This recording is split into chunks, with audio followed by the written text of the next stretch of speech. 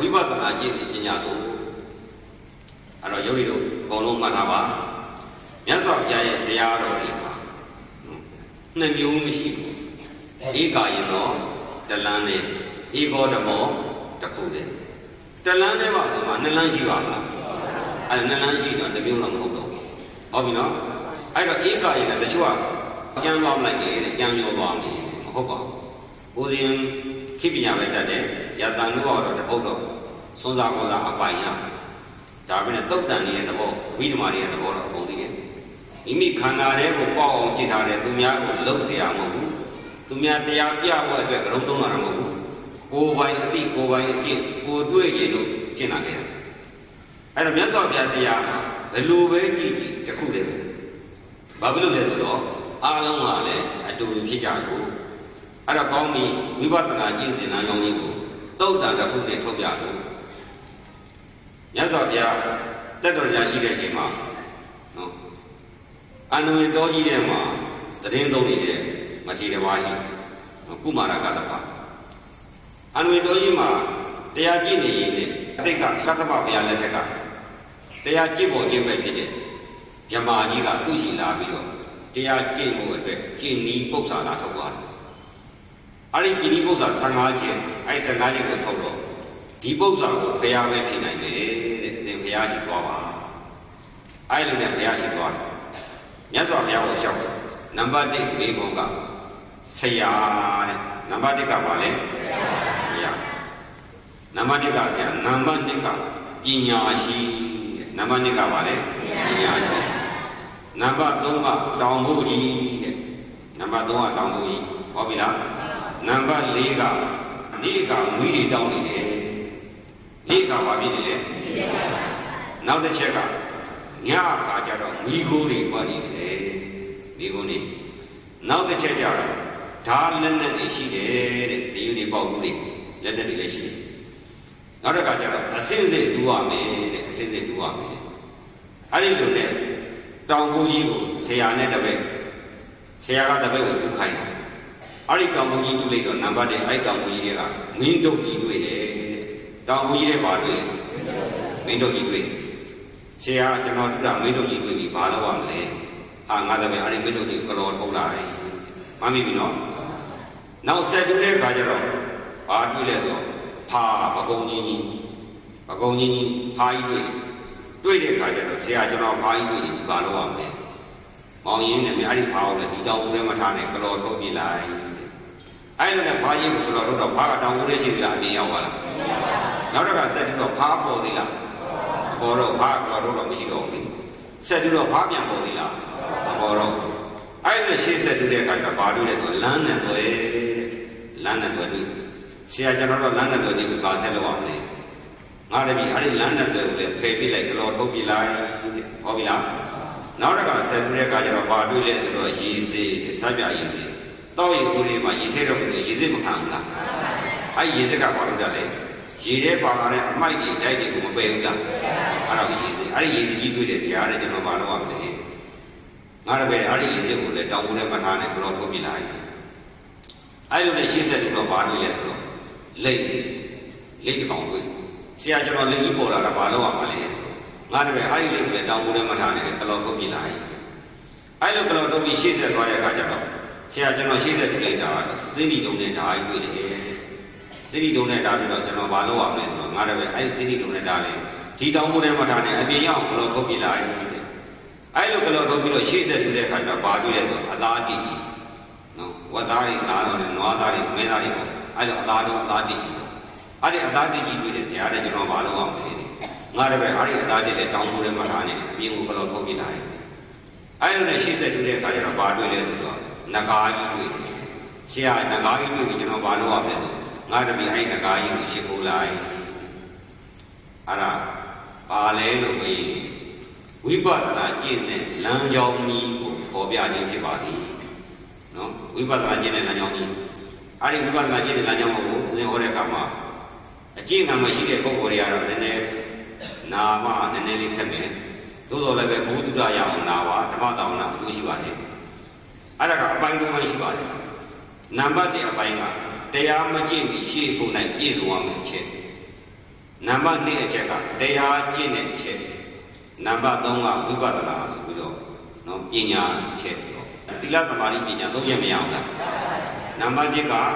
တရားမကျင့်မရှိဖို့၌တရားကျင့်တဲ့ပုဂ္ဂိုလ်ရဲ့လိုအပ်တဲ့အချက်တွေနံပါတ်2ကလက်တွေ့သီလသမာဓိကျင့်ဖို့နံပါတ်3ကဝိပဿနာဉာဏ်ကုဖို့အဲ့ဒီလိုနဲ့အပိုင်း3ပိုင်းရှိတယ်အဲ့ဒီအပိုင်း3ပိုင်းကယောဂီတို့နဲ့ဥဒ္ဒနဲ့တွေ့လိမ့်မယ်ဆရာဆိုတာဘုရားအစရှိတယ်ကိုယ်ကိုခန္ဓာကိုပေါ့ပေါ့မြောက်မြောက်ကိုယ်ကိုယ်တိုင်းအမှားတွေကျွလို့ပြီးတော့အမှန်ကိုရောက်မဲ့ညာပုံညာလေးယုံနာလေးကိုမြင်အောင်တကယ်ကြည့်တဲ့ပုဂ္ဂိုလ်ကိုပါခေါ်တယ်ဆရာဟောပြီနော်ဘုရားအစရှိတဲ့မရတဲ့ကိုရတဲ့ပုဂ္ဂိုလ်လေးကိုဆရာလို့ခေါ်ပါသည်တပိပညာရှိတဲ့တပိကပါရှိတယ်ပညာရှိဆိုတာကမှတ်ထားပါမိမိတို့ရဲ့ခန္ဓာမှာပြင်းကျင်တည်းစေတသိက်ကိုခေါ်ပါသည်ယောဂီတို့ရဲ့ခန္ဓာထဲမှာပြင်းကျင်တည်းစေတသိက်ဆိုတာမရှိဘူးလားအဲ့ဒါတော့မသိတဲ့ပုဂ္ဂိုလ်ကမှတ်ထားတယ်ပညာနံပါတ်3ကျတော့တောင်ဖို့ကြီးတဲ့တောင်ဖို့ဆိုတာယောဂီတို့အခုတရားနာနေတဲ့ခန္ဓာကြီးကိုပြောတာအဲ့ဒီခန္ဓာကိုယ်ကြီးကတောင်ဖို့ကြီးတဲ့နောက်တစ်ချက်ကနေ့ရကမိတွေတောက်နေတယ်ဆိုတာနေ့ခင်းကျတော့တာယသမီးစည်းဝါးရေးနိုင်ငံရေးဟိုရေးဒီရေးနဲ့ပါဇက်ကောနာရောတောကမိတွေတောက်နေဘူးလားအဲ့ဒါနေ့ခင်းကိုမိတောက်နေတာလို့ခေါ်တာနေ့တိုင်းအိမ်ကနေအပြင်ထွက်ပြီဆိုတော့တော့သွားဖို့လာဖို့ပြောဖို့ဆိုဖို့ဆိုတဲ့တောကမိတောက်နေဘူးလားနေ့ခင်းမှာမိတွေတောက်နေတာယောဂီတို့ကမတောက်ဘူးလားတောက်နေတယ်ညအခါကျတော့မိကိုယ်တွေထွက်နေတယ်ဆိုတာညကျတော့တွေးပြီးဘို့လိုနဲ့တွေ့ရမလားဘို့လိုလုပ်ရမလားဒီပစ္စည်းတွေဒီလိုလုပ်ရမလားဘယ်ကိစ္စဘယ်လိုဆောင်ရွက်ရမှာသားရေးကိစ္စသမီးကိစ္စပြဿနာတွေစီးပွားရေးကိစ္စပြဿနာတွေတွေးပြီးတော့အဖို့ပြန်နေပြီလားအဲ့ဒါမိကိုယ်တွေထွက်နေတာဘယ်လိုတွေလဲအခုတရားကျင့်တဲ့ယောဂီတွေအခုတရားနာတဲ့ပုဂ္ဂိုလ်တွေမဟုတ်ဘူးလားခင်ဗျားတို့တရားနာတဲ့ခန္ဓာကိုယ်ကြီးကပါကြီးလေတောင်ဖို့ကြီးဟုတ်ပြီလားအဲ့ဒီမှာမိမိတို့ရဲ့ခန္ဓာမှာမွေးကလေးကပိုင်းခြားသိတတ်တဲ့စေတသိက်ဆိုတဲ့ပညာမပါဘူးလားအဲ့ဒါကိုပညာရှိတပည့်ပညာရှိလို့ခေါ်သည်ဟုတ်ပြီလားဘုရားအစရှိတဲ့အရိယသူတော်ကောင်းတွေကိုဆရာလို့ခေါ်သည်ကမ္မဋ္ဌာန်းပြမဲ့ပုဂ္ဂိုလ်နဲ့ကျင့်မဲ့ပုဂ္ဂိုလ်ပေါ်မလာဘူးလားအဲ့တော့ကျင့်မဲ့ပုဂ္ဂိုလ်ရဲ့သဘောကိုပြန်ကြည့်လိုက်တော့နေ့အခါမှာတောကမိတောက်ပြီးတော့ညအခါကျတော့တောကမိတွေတောက်ဖို့အတွက်နောက်ပြေးနေစိတ်တွေတွေးပြီးတော့ခိုးပြန်မနေဘူးလားဒီကိုယ်တွေထွက်တာယောဂီတို့ကအဲ့လိုဖြစ်ဘူးလားအဲ့ဘုရားဟောတဲ့တရားလွဲသလားယောဂီတို့ဖြစ်နေတာနဲ့မကိုက်ဘူးလားကိုက်တယ်ကိုက်ရမှာဒါဖြင့်ကိုပုဂ္ဂိုလ်ကတစ်မျိုးဒီပုဂ္ဂိုလ်ကတစ်မျိုးလို့အမျိုးမျိုးရှိသလားရှိပါဘူးအကုန်လုံးဒီတိုင်းဟုတ်ပြီနော်ဘဒုမေမေညကအခိုးတွေပြပြီးနေကြတော့သောကမိတောက်တာပဲအဲ့ဒီကနေပြီးတော့ဓာလက်နဲ့ဆိုတာကယောဂီတို့အခုတရားနာတဲ့ပုဂ္ဂိုလ်တွေထဲမှာသီလသမာဓိတတိဝရိယသမာဓိတရားဝရိယစသည်အပြင်မဂ္ဂင်၈ပါးစေတသိက်တွေမဲ့စေတသိက်တွေမရှိဘူးလားဇံစေတသိက်ရောမရှိဘူးလားအေးအဲ့ဒါကဓာလက်နဲ့တနည်းအားဖြင့်ပြောမယ်ဆိုလို့ရှိရင်ဘောဓိမြတ်က139ပါးမဂ္ဂင်၈ပါးမဲ့စေတသိက်တွေကမိမိကိလေသာကိုသတ်မဲ့ဓာလက်နဲ့နေပဲနော်တရားရှိမဲ့တရားကိုပြည့်အောင်ထုတ်ပေါ်မဲ့ဓာလက်နဲ့နေပဲအစစ်စစ်ပြုရတယ်တဲ့ယောဂီတို့ဘာလုပ်ရမလဲမပြီးမချင်းမဆုံးမချင်းမရောက်အောင်မတူရဘူးလားအေးမှလည်းကွာတော်ပါပြီကွာဆိုတာရှိသေးလားမရှိတော့ဘူးတဲ့မနာဓမ္မအာနံရှေ့ကိုတိုးပြီးတော့ဒါတူရမယ်တဲ့မှတ်မိပြီလားအဲ့ဒီလိုနဲ့တရားပြဆရာနဲ့မိမိတို့တရားလဲကြည့်ပေါ့မိမိတို့ရဲ့ခန္ဓာကိုကြည့်လိုက်မယ်ဆိုလို့ရှိရင်ဘာထွက်လာလဲဆိုမောဟအဝိဇ္ဇာခရရမကွေ့ဘူးဆိုလို့ရှိရင်တတ္တဝအနန္တကသစ္စာလေးပါးတရားကိုသိရတာသိပါဘူးဒါမှမဟုတ်လို့ဘောဂဝိပဿနာမှာဆိုစလာတဲ့သစ္စာလေးပါးမဟုတ်ဘူးလားဟုတ်ပါဘူးအဲ့ဒါဘာနဲ့တူလဲဆိုလို့ရင်သစ္စာလေးပါးကိုမသိတဲ့မောဟကမင်းတုံးနဲ့တူတယ်တဲ့မှတ်မိပြီလားကြိုက်တဲ့လူသွားမေးဘုရားသာသနာမှာမတွေ့တဲ့ပုဂ္ဂိုလ်မှသမျှအမှန်တရား၄မျိုးကိုသိပါမလားအမှန်တရား၄မျိုးကိုမသိလို့ရှိရင်မတရားပုံတရားတွေရပါမလားအိမ်မှာတကားကြီးပိတ်ထားရင်အထေရယရနာတွေကိုသဘုတ်ဖို့လို့ရပါမလားအခုလည်းဒီလိုပဲအထေရယရနာတွေလို့ချင်းမင်းတုံးချထားတဲ့တကားကြီးထဲမှာမင်းတုံးကြီးကိုကလော်ထုတ်ပြရပါမယ်ဟုတ်ပြီနော်အခုလည်းတတ္တဝအနန္တအမှန်တရားတွေကိုသိဖို့အတွက်ဖုံးကွယ်ထားတဲ့မောဟဆိုတဲ့အဝိဇ္ဇာမရှိဘူးလားအဲ့ဒီမောဟအဝိဇ္ဇာကိုကိုယ်ကြီးဆရာအထာမှာသစ္စာ၄ပါးတရားနာကြရတယ်ဟုတ်ပြီလားသစ္စာ၄ပါးတရားနာကြပြီးတဲ့အခါကျတော့သိပြီ ဒီခန္ဓာဒုက္ခသစ္စာ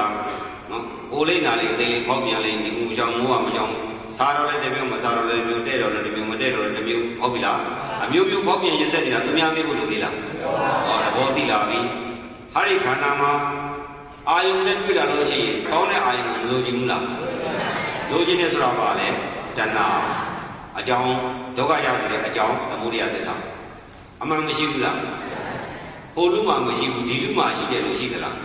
ဒီမှာရှိတယ်ဆိုလေအကုန်လုံးဘာတရားမှမကြည့်တဏှာမရှိဘူးလားတဏှာဆိုတာလိုချင်တာကိုချမ်းသာတဲ့အာယုံကိုမလိုချင်ဘူးလားလိုချင်တာဘာခေါ်လဲတဏှာဒီဟုတ်ပြီတဏှာဆိုတာရှိပြီအဲ့ဒီတဏှာနဲ့အကြောင်းသမုဒယအကျိုးဒုက္ခကြီးဒီခန္ဓာဒုက္ခဥပါဒိဒုက္ခကြီးရတယ်ဆိုတဲ့အကြောင်းကဘာကြောင့်ရတာလဲသမုဒယတဏှာကြောင့်ရတာဘာကြောင့်ရတာလဲတဏှာကြောင့်ရတာဥပမာဟာရကမိခဲကြီးဆိုတော့ဒီမှာမိခဲကြီးအဲ့ဒီမိခဲကြီးကိုသွားကြိုင်မယ်ရွှေခဲကြီးထင်ပြီးသွားကြိုင်တော့ဘာကျိုးရလောင်ကျွမ်းပြီးဆင်းရဲတဲ့ကျိုးမရဘူးလားချမ်းသာခြင်းဘာလို့ရမလဲကြိုင်ထားတဲ့မိခဲကိုဘာလို့ရစွန့်တော့ကိုလိုချင်တာကယရနာတုကြီးဗရမ ्या တုကြီးဆိုပြီးတော့သွားပြီးကန်နေတာကိုထင်သလိုဟုတ်ရဲ့လားလောင်ကျွမ်းပြီးရစ်ဆက်တဲ့အစိတ်တုကြီးဖြစ်မလာဘူးလားအဲ့တော့ဘာလို့လဲဒုက္ခရတော့ဘာလို့လဲဒုက္ခကိုပြန်ဆုံးလိုက်ဒါသစ္စာလေးပါအဲ့တော့တဏှာကြောင့်တဏှာဆိုတဲ့လူကြီးနဲ့ဒီခန္ဓာကိုယ်ကြီးကိုလောကလူသားတွေမချစ်နေဘူးလားအဲ့ဒါကောင်းမယ်ထင်ပြီးချစ်နေကြတယ်နောက်ဆုံးသိတော့ဒီမသားကြီးကပဲမချိမဆန့်ဟောဟိပြီးလူလိုက်ပြီးတရားအောင်မတတ်ဘူးလားတတ်တယ်အဲ့ကျတော့လွတ်တတ်ရဲ့လားမလွတ်တတ်ဒုက္ခကိုငါကိုယ်လိုသွားဖိုက်တာတော့ဒုက္ခရမနေဘူးလားဒုက္ခရပြီလွတ်ချေပါတော့ဒုက္ခရအောင်ဒုက္ခကိုသိကျုံယူထားတဲ့တဏှာကိုဘာလို့မရမလဲသို့မရဟောဖြေပေါ်မလာဘူးလားတဏှာကိုပိုင်းခြားမြင်တာကမက္ခသစ္စာအဲ့ဒီတဏှာခိုင်းတဲ့အတိုင်းတဏှာအလိုတိုင်းမလိုက်ရောတော့ပဲတဲ့တခါပူပြီးပြီဆိုတော့နောက်တစ်ခါသွားကြိုက်သေးလားသိမသွားဘူးလားနောက်တစ်ခါသွားကြိုက်ရင်တဲ့စိတ်ကြီးပေါ်လာရင်ဘာလို့ရမလဲအဲ့ဒီကြိုက်တဲ့စိတ်ကိုဘာလို့မရစွန့်မရစွန့်သွားလို့ရှိရင်ဒုက္ခရအောင်မလားဟောနိဗ္ဗာန်ဆိုတာဒါပဲတဲ့နိရောဓသစ္စာဆိုတဲ့နိဗ္ဗာန်ဆိုတာဒုက္ခချုပ်ရတဏှာချုပ်ရဆိုတာနိဗ္ဗာန်ဆိုတာရှိတယ်တဲ့အဲ့ဒီနိဗ္ဗာန်ကိုလို့ကြည့်ဘာလို့ရမလဲတဏှာကိုစွန့်လိုက်ဘာလို့ရမမိပြီနော်ဒါနာမလေးတရားကျင့်လို့မရဘူးကိုလိုချင်တာကတရားကိုယ်ချင်တာကတဏှာလုံနေတာကတခြားဖြစ်နေဘာလို့လို့သွားပြီးမှလို့မသိနော်အဲ့ဒါတွေကဖြေပေါ်လာနိုင်မယ်အဲ့တော့မှတဏှာကိုစွန့်လို့သစ္စာလေးပါးသိတာတော့တကယ်စွန့်လို့ရပြီလားဒီတိုင်းထိုင်ပြီးတော့ခွက်တဲ့ရည်သွန်းလို့တုံပြလို့ရရလားမရဘူးတဲ့အဲ့တော့မှဆရာနဲ့တရားကျင့်ရပြီဟောမနေ့ကတော့ဦးဇင်းဟောတဲ့သာမင်ဝိညာဉ်အသာကျော်ဆိုတဲ့32ခုရတာရိတ်တာမှာရှုရမှာလားအိမ်မှာရှုလို့ရအိမ်မှာရှုလို့ရအခုခုနကတော့ဒုက္ခဝေဒနာမှာဟာဒီ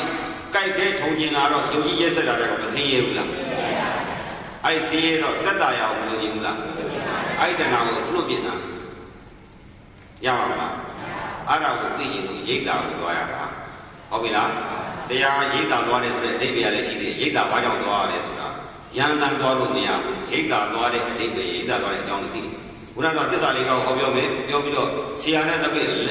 လက်တွေ့ကျင့်သစ္စာလေးပါးတရားလည်းသိရောတဏှာများလုံးကမှောင်ချကြတဲ့မောဟရှိသေးလားအဲ့ဒါမင်းတို့ကြီးကိုဘယ်လိုထုတ်လိုက်တာသဘောပေါက်ပြီလားကဲအဲ့လိုဆိုရင်မင်းတို့ကြီးကလောထုတ်ပြီးပြီဆိုတော့ဆရာနဲ့ရိတ်တာထဲမှာလက်တွေ့မကြည့်ဘူးလားကျင်းတော့မင်းတို့ကြီးကလောပြီးတော့ဘာထွက်လာလဲဟာဘာထွက်လာလဲဟာဆိုတာတဲ့အာကြီးသောဒေါသကိုခေါ်တာတဲ့ဘာလဲပကုံကြီးကြီးသွားတွေ့တော့ပိန်သွားလားဖောင်းလားထပ်ပြောတော့လျှော့သွားလားထပ်ဖောင်းလားဒေါသဖြစ်တဲ့ပုဂ္ဂိုလ်ထပ်ပြောတော့ထပ်ပြီးဒေါသမဖြစ်ဘူးလားအဲ့ဒါပကုံကြီးကြီးပေါ့ဟုတ်ပြီလားယောဂီတို့ရဲ့စိတ်ထဲမှာလောကဓာတ်နဲ့တွေ့လိုက်ပကုံကြီးနဲ့တွေ့တဲ့ဒေါသကြီးပေါ်မလာဘူးလားဘာထွက်လာတာလဲ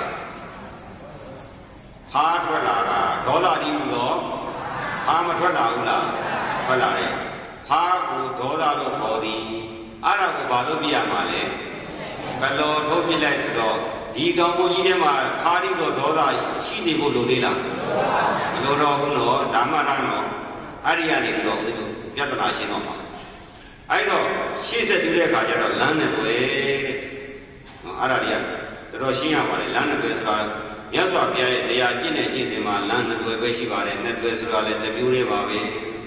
အဲ့ဒီတစ်မျိုးလေးကကျင့်နေရှိပါမယ်သမထယာနိကဝိပဿနာယာနိကဆိုတာတလမ်းမရှိဘူးလားဒီလမ်းနှစ်သွယ်ရှိအဲ့ဒီလမ်းနှစ်သွယ်ပြီးလို့ရှိရင်ဘာလို့ရမလဲတဲ့ကလောထုတ်ပြလိုက်တယ်ဟိုလမ်းလို့ဒီလမ်းလို့မလုပ်နေတယ်ဆိုတော့သမထယာနိကကျင့်မယ်ဆိုလည်းသမထယာနိကပေါ့အောင်ရှုဝိပဿနာယာနိကကျင့်မယ်ဆိုလည်းဝိပဿနာယာနိကပေါ့အောင်ရှုရမယ်ဟိုလမ်းလို့ဒီလမ်းလို့မလုပ်နဲ့ဟုတ်ပြီလားအဲ့တော့ကိုရှောင်းမဲ့လမ်းဒီသမထယာနိကလားဟုတ်ပြီလားဝိပဿနာယာနိကလားလို့မသိဘဲနဲ့ရမ်းကြည့်နေလို့ရပါမလားရမ်းကြည့်တော့ရမ်းပြောဖို့ဟုတ်ပြီလားအဲ့တော့မကြည့်ခင်တည်းကသမထယာနိကဆိုတာဘယ်လိုဝိပဿနာယာနိကဆိုတာဘယ်လိုဆိုတာသိမှငါကြည့်နေတာဒီဝိပဿနာယာနိကမိမိကြည့်နေတာဒီသမထယာနိကသမထယာနိကအကျင့်စီဒီလိုကျင့်ရမယ်ဝိပဿနာယာနိကကျင့်စီဒီလိုကျင့်ရမယ်လို့အဲ့လိုမသိဘဲနဲ့တရားကျင့်လို့ရပါမလားယရနာတိုက်ကြီးရှိတယ်မြေပုံမရှိဘဲနဲ့ရှာလို့ရပါမလားမြေပုံအတုနဲ့ရှာတော့ရပါမလားလက်ဒီလိုပဲဒီရှိမှကတ္တရာလည်းရှိတယ်ရှင်မောတော်ဘုရားဘုရင်နဲ့ဘုရားနဲ့ပြောပြရသွားတယ်တခါကြီးတရားနဲ့ပြည့်တော်သွားကာလတွေ့နေမယ်ကတ္တရာလည်းတွေ့နေမှာအဲ့တိုင်းနဲ့ရှောင်းရောက်နေမယ်ဆိုပြီးတော့နှစ်ယောက်ထွက်သွားတယ်တရားဘုရင်အပြင်လေးရောက်တော့တရားကကတ္တရာလည်းတွေ့ပြီးတရားကဟိုဘက်ကိုရှောင်းတရားကဒီဘက်ကိုတင်ပြီးရှောင်းဘုရားမမြင်အောင်ဆိုပါတော့မှားပြီးတော့မရောက်ဘူးတော့တရားကဟိုဘက်တင်ပြီးရှောင်းတယ်တရားကဒီဘက်တင်ပြီးရှောင်းတာမရောက်သေးတဲ့အချိန်မှာကာလမ်းပေါ်ရှောင်းနေတာတော့မတူဘူးလားအေးဒါပေမဲ့အတူတူပဲဆိုတာမှန်ပါမလားလားရမှားနေတယ်ရှောက်တဲ့ကတ္တရာလမ်းကတော့အတူတူပဲဟုတ်ပြီနော်ဒီတရားကတော့ကျင့်တာဘောမတို့ဒီတိုင်းကျင့်တာကျင့်တိုင်းရပါမလားကိုရှောက်တဲ့လမ်းပဲရှောက်တဲ့လမ်းမှလည်းမသိဘာလို့ရင်းလို့တော့မှမသိတော့ဥတည်မြရှောက်နေရတာအတူတူပါပဲကွာဆိုဟုတ်ရဲ့လားမဟုတ်ဘူးဟုတ်ပြီနော်အဲ့တော့လမ်းနဲ့ဆိုတာကသမယယန္တိကဝိပဿနာယန္တိကအဲ့တလန်းလုံးရွေးချယ်ပြီးတဲ့အခါရည်စည်းတဲ့အဲ့ဒါနိဗ္ဗာန်တရား၅ပါးမဲ့တရားကိုတရားကိုပိတ်ဆို့တတ်တဲ့၅မျိုးသောအမိုက်တွေမရှိဘူးလားအဲ့ဒါကိုဖယ်ပြစ်တာ၅မျိုးသောနိဗ္ဗာန်တရားကိုဖယ်ရတာအဲ့လိုဖယ်ပြစ်လို့စင်ကြယ်သွားပြီဆိုတော့မစင်ကြယ်သွားဘူးလားစိတ်ကအဲ့တော့မှရှိမှာပါတွေ့လေလေဒီဟုသောခန္ဓာ၅ပါးဝေဒနာတရားသင်္ခါရဝိညာဉ်ဆိုပြီးတော့ရုပ်ပေါင်းတော့၅မျိုးမရဘူးလားအဲ့ဒီကြမှာဝိပဿနာဆိုတာရှိပါတယ်ဟုတ်ပြီလားနံပါတ်1သစ္စာလေးပါးတရားနာဖို့အတွက်မင်းတို့ကိုကလောထောအောင်ဟုတ်ပြီနော်နံပါတ်2ဟာရိသောဒေါသကိုကလောထောအောင်နံပါတ်3လမ်းနဲ့တွေ့တွဲရေးရ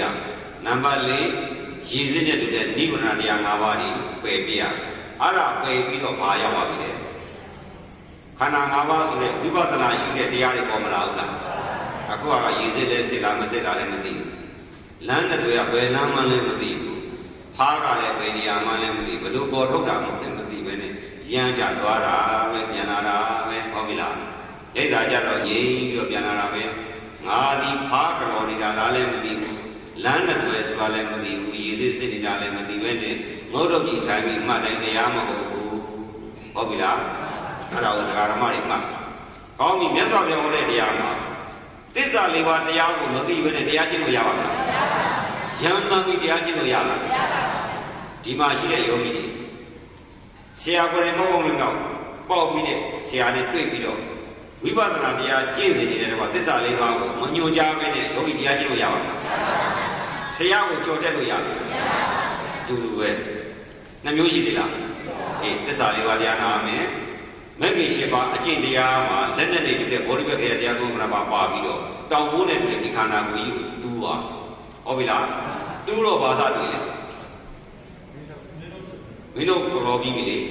သစ္စာလေးပါးတွေ့တော့မင်းတို့ကလောပြီးတော့ရှေ့ဆက်ပါတွေ့ဟာဆိုတာဘာကိုပြောတာလဲဒေါသကိုပြောတာငါမိပြီနော်ဦးဇင်းဟောချင်တာဒါလေးပါပဲခုနကတော့လက်ကြီးခန္ဓာ၅ပါးတွေကပေးထားတရားကဖားမကလောဝသည်မာက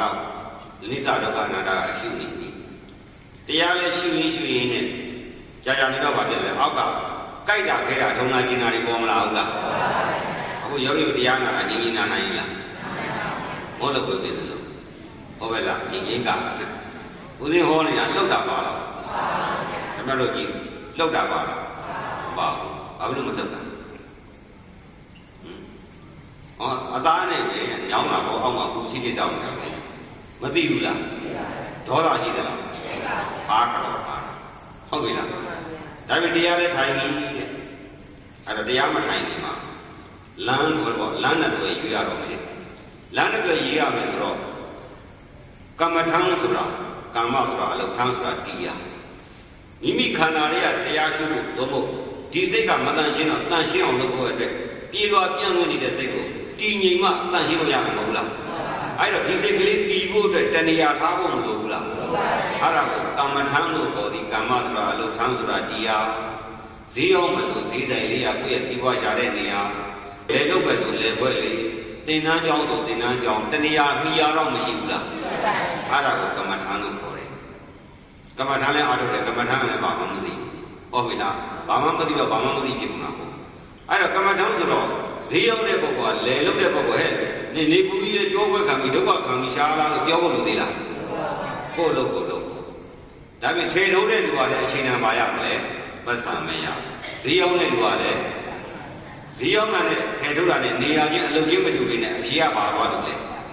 ပတ်စံရတော့မတူဘူးလားအခုကပတ်စံရမှလည်းမညံပူညံမပြောသူတရားအကျမ်းနဲ့ငါတရားအကျမ်းနဲ့တို့ဆရာတို့လည်းသူတို့ဆရာပြာကြီးတွေပါလဲလို့ဖြေတော့မသိဟုတ်ပြီလားဘာမသိတာလဲဆိုတာကိုပေါ်ပြီးအခုတရားထိုင်တဲ့ပုဂ္ဂိုလ်တွေသိပါပြီအိမ်မာနေတော့လေကြားကြားထိုင်နိုင်ရဲ့လားဟိုဘက်လက်လေဒီဘက်လက်လေဒူးဆန်းလေဟိုဘက်ပစိတ်တော့လေဒူလေးချိတ်လေခြေထောက်ဆန်းလိုက်တယ်ညင်ညင်နေနိုင်ရဲ့လားမနေနိုင်ဘူးမနေနိုင်တော့ဘာဖြစ်လားအောက်ကကြိုက်တာခဲတာတွေပေါ်လာတော့စိတ်ကလေးချမ်းချမ်းသာသာရှိရဲ့လားဆင်းရဲလားဆင်းရဲပြီဆိုတော့ဘာထွက်လာဒေါသကြီးထွက်မလာဘူးလားဒေါသကြီးထွက်လာကိုယ်စိတ်ကလေးကပြန့်လွင့်နေတဲ့စိတ်ကလေးကိုကမ္မထံဆိုတဲ့တရားတဏှာထားနေတာဘယ်နေရာထားကြည့်လဲဈေးရောက်တဲ့လူကဈေးရောက်တဲ့လူထားတယ်လို့လေလုတ်တဲ့လူကလေလုတ်တဲ့နေရာမှာလုတ်တယ်လို့ကိုကခေါင်းတဲ့ပိန်နဲ့ဘိုက်မှာစိတ်ကလေးတည်ခြင်းကိုကကိုတည်ပေါ့ခေါင်းတဲ့ပိန်တဲ့နေရာမှာစိတ်ကလေးချီရင်ထားပြီးမတည်ခြင်းဘူးလား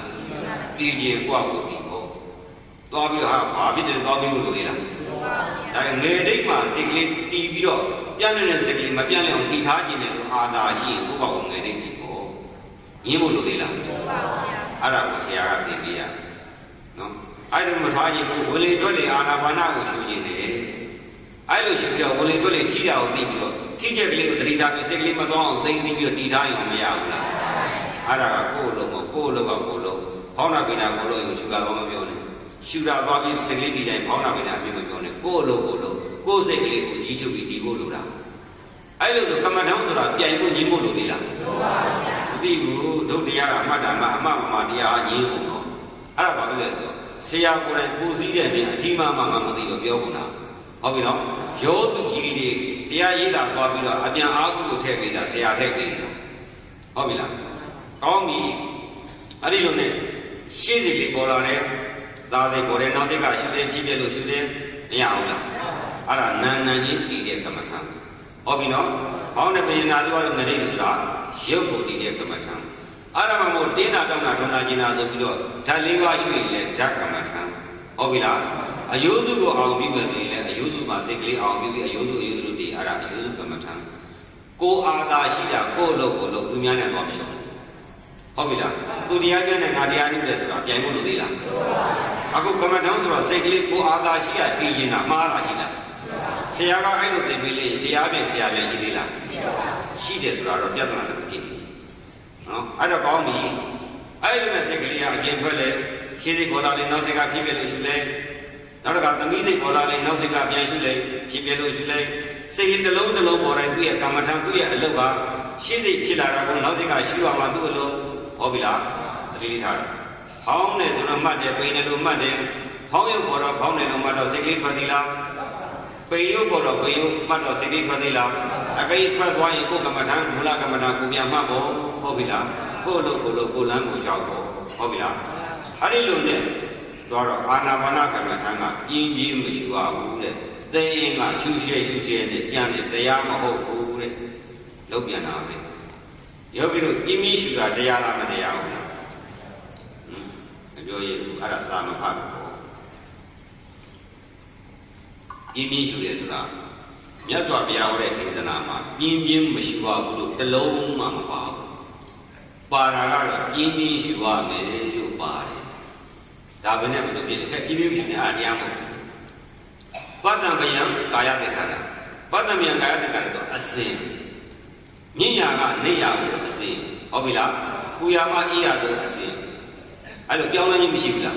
ကျမ်းရာမလူရာတို့အစင်ပထမကျမ်းပြီးနောက်ကလူတော့အစင်ဆိုတာပြည့်မလားဟုတ်လားအဲ့ဒါကိုပတ်သက်မြန်လို့ခေါ်တာအခုတော့ပတ်သက်မြန်အစင်ကြီးရမယ်ဆိုတော့မကျမ်းရဘူးဆိုသွားပြန်တာအကုန်လုံး၅ပါးမောက်ဟုတ်ပြီလား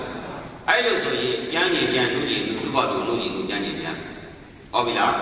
းအဲ့လိုနဲ့သူ့ရဲ့ကမ္မဋ္ဌာန်းသူ့မှုနဲ့သူတရားမှာသူအာသာဆန္ဒရှိရမှာစိတ်ကလေးတည်ရင်းနဲ့9မိနစ်တော့နိုင်ဘလောက်ကြာတော့ဘာဖြစ်လာလဲအောက်ကကြိုက်တာခဲတာတွေပေါ်မလာဘူးလားပေါ်လာတော့အာနာပါနကမ္မဋ္ဌာန်းမှာစိတ်ကလေးတည်တဲ့စိတ်ကပဲရောက်သွားပြီလေအဲ့ဒါခဲတဲ့ရှိရောက်မသွားဘူးလားဟောင်းတဲ့ပိန်နဲ့မှတ်တဲ့ပုဂ္ဂိုလ်ကစိတ်လေးမရောက်ပါလေကြိုက်တဲ့ခဲတဲ့ရှိရောက်မသွားဘူးလားကြိုက်တာခဲတာကပြင်းထန်တဲ့ဦးစီးတဲ့အဓိပတိဒုက္ခအာယုံဖြစ်တော့ဟောင်းတဲ့ပိန်ဆိုတဲ့ဒုက္ခအာယုံကဓမ္မတာအောက်ကကဲခဲဒုံကြီးနာကဒုက္ခအာယုံက30သားဆိုတော့နာငါဘယ်ကိုညွတ်မလဲ30သားပဲကိုမညွတ်ဘူးလားဒုက္ခအာယုံသွားကြည့်တာဟုတ်ပြီနော်အဲ့တော့ငယ်လေးမှာထားပြန်လို့လေထိုင်းနဲ့အောက်ကဓာလေးဘတ်တက်လာတော့စိတ်ဒီအောက်က30သားကြီးညွတ်ပြီးနာသီဘသမားလည်း30သားကြီးညွတ်ပြီးရှင်းစိနောက်သိရှုတဲ့ပုဂ္ဂိုလ်လည်းကဲခဲဒုံကြီးနဲ့ဒုက္ခဝေဒနာညွတ်ပြီး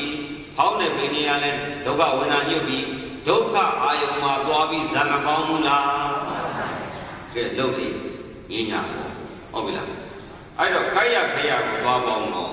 ဆရာကပေါင်းခိုင်းတာလားကိုယ့်ဘာကိုပေါင်းလိုက်တာဟုတ်ပြီနော်ညီတိနီးနဲ့ကြည့်ကြည့်ညီတိဆရာနဲ့ကြည့်ကြည့်မတ်တရက်ပဲနေနေထိုင်ပဲနေနေပက်လက်လန်ပြီးတော့ပဲစတောင်းနေနေနော်ဈေးညံပဲလျှောက်နေနေကြာကြာနေတော့ပါပြီလားဒီယုတ်ကြီးကကြိုက်ခဲတုံကြီးမှုတွေပေါ်မလာဘူးလားပေါ်လာရင်ပေါ်လာတဲ့ဥစည်းတဲ့နေရာကနာမညွတ်ဘူးလားညွတ်တဲ့ဒုက္ခအယုံနဲ့စိတ်နဲ့ပေါင်းတော့စိတ်မှာပါရဒုက္ခရမယ်မိဒုက္ခအယုံကိုလက်နဲ့သွားပေါင်းတော့ပါရမလဲဒုက္ခမရဘူးလားအဲ့လိုဆိုရင်ဒါလေးမှာဖောက်ပြန်တဲ့ဒုက္ခအယုံကိုတရားထိုင်တဲ့ယောဂီကိုသိမှုဆရာကဟိုတက္ကမကြီးကိုကြိုက်တဲ့နေရာပေါင်းဟိုဒုက္ခအယုံသွားပေါင်းဟိုတက္ကကြီးကိုထုံတဲ့နေရာသွားပေါင်းလို့ဘုံကြီးကခိုင်းမလားလာတာကလည်းကိုယ့်ရုပ်ကကိုယ်ဒုက္ခဥစည်းရသွားပေါင်းတာလည်းကိုယ့်ဘာကိုရှည်ပြီးသွားပေါင်းတယ်နာလို့မခံရင်တော့ဒီဘုံကြီးကကျမ်းလေဘုံကြီးကတန်ကြောင်းနဲ့ထိုးလို့လားမသိဘူးပြောနေကြသိမ်းသွားမကျင့်တဲ့ကျမ်းနေတယ်သိတော့ဘယ်လိုလာလို့ကြည့်လို့လဲနှုတ်လာလေးတော့ရလို့လားဖြည်းဖြည်းလေးရှူကြည့်လေဦးစင်းတော့ဖြည်းဖြည်းရှူတာမြင်းမြင်းရှူတာမလိုဘူးကိုယ်မူနဲ့ကိုယ်လုံးဝေဒနာတက်လာတော့ဒီဖြည်းဖြည်းလေးမှစိတ်ကလေးကြည့်လို့ရသေးလားမရတော့များတဲ့ရှိတာမဟုတ်လားကိုယ့်ဘောက်ကိုသွားတယ်လားသူ့ဘောက်သွားလားဆရာခိုင်းတာလားကိုယ့်ဘောက်သွားလားအဲ့ဒုက္ခရုံနဲ့မှာဟောင်းတဲ့ပင်နဲ့ရေငယ်တဲ့ရေနာသီးသွားရေရှင်းစိတ်နောက်စိတ်ရေအယိုးစုအောင်ပြုတာရေဓာလေးပါအောင်ပြုတာရေကမ္မထမ်းချင်းမတူပေမဲ့ဓာလေးပါပြင်းထန်တော့အဲ့ဒီမှာသွားပေါင်းတာတော့မတူဘူးလားအေးကောရမောပဲဟုတ်ပြီနော်ဒါဖြင့်ဒုက္ခကကိုယ့်ဘောက်ကိုအင်ရသေးလာတာဟုတ်ပြီနော်ကိုယ်သေးလာတဲ့ဒုက္ခကိုကိုယ်စိတ်ကိုသွားပေါင်းတော့မဆင်းရဘူးလားဆင်းအောင်လုပ်တာကဘုံကြီးရခိုင်းတယ်လားကိုယ့်ဘောက်ကိုဆင်းအောင်လုပ်တာလားအေးကိုယ့်ဘောက်ကိုဆင်းအောင်လုပ်ပြီးတော့ဒီတရားကကျမ်းနေဆိုပြီးဆွဲပြန်တယ်ဟုတ်ပြီလားဘုံကြီးကဥသိတရားကျမ်းတာမဟုတ်ဘူးဟောင်းတဲ့ပင်နဲ့ဆိုတဲ့မူလကမ္မထံအဲ့ဒီကမ္မထံကိုစိတ်ကလေးကိုပို့တာဝိတယ်ဟောင်းတဲ့ပင်နဲ့လည်းသုံးသတ်တာဝိစာရာဟုတ်ပြီလားအောက်ကဒုက္ခအကြီးကိုသွားပြီးပေါင်းတာကကာမဝိတယ်နာလိုက်တာကြိုက်လိုက်တာထောင်းလိုက်တာလို့သုံးသတ်တာကမိစ္ဆာဝိစာရာအောက်ကုဝိတယ်နဲ့ဇံဝိတယ်နဲ့မပြိုင်ရဘူးလားပြိုင်ပြီးတော့ကိုယ့်ရဲ့မူလကမ္မထံကိုသိသိရမှာငယ်လေးဆိုလည်းငယ်လေးနာသီဘဆိုလည်းနာသီဘရှင်းသိနောက်သိဆိုလည်းမူလကမ္မထံလှုပ်ချင်တဲ့စိတ်ပေါ်လာရင်နောက်စိတ်ကရှုပြင်းနေတဲ့စိတ်ပေါ်လာရင်နောက်စိတ်ကရှုကြွရင်တဲ့စိတ်ပေါ်လာရင်နောက်စိတ်ကရှုအဲ့လိုကိုယ်ကမ္မထံကိုရှုမယ်ဝိတက်ကကမ္မထံကိုပြီးမယ်ဝိစာရကပြည့်ပြည့်လို့ရှုမယ်အဲ့ဒီမှာဘုရားကြိုက်ခဲ့ထိုးခြင်းနေရာသွားပေါင်းကြိုက်တဲ့ခဲတဲ့နားလေးကိုဝိစာဝိစာရမသုံးတော့ဘူးလားအာဟုသောဝိတက်ဝိစာရနဲ့ဇံဝိတက်ဝိစာရနဲ့အားပြဘယ်ရနိုင်လဲ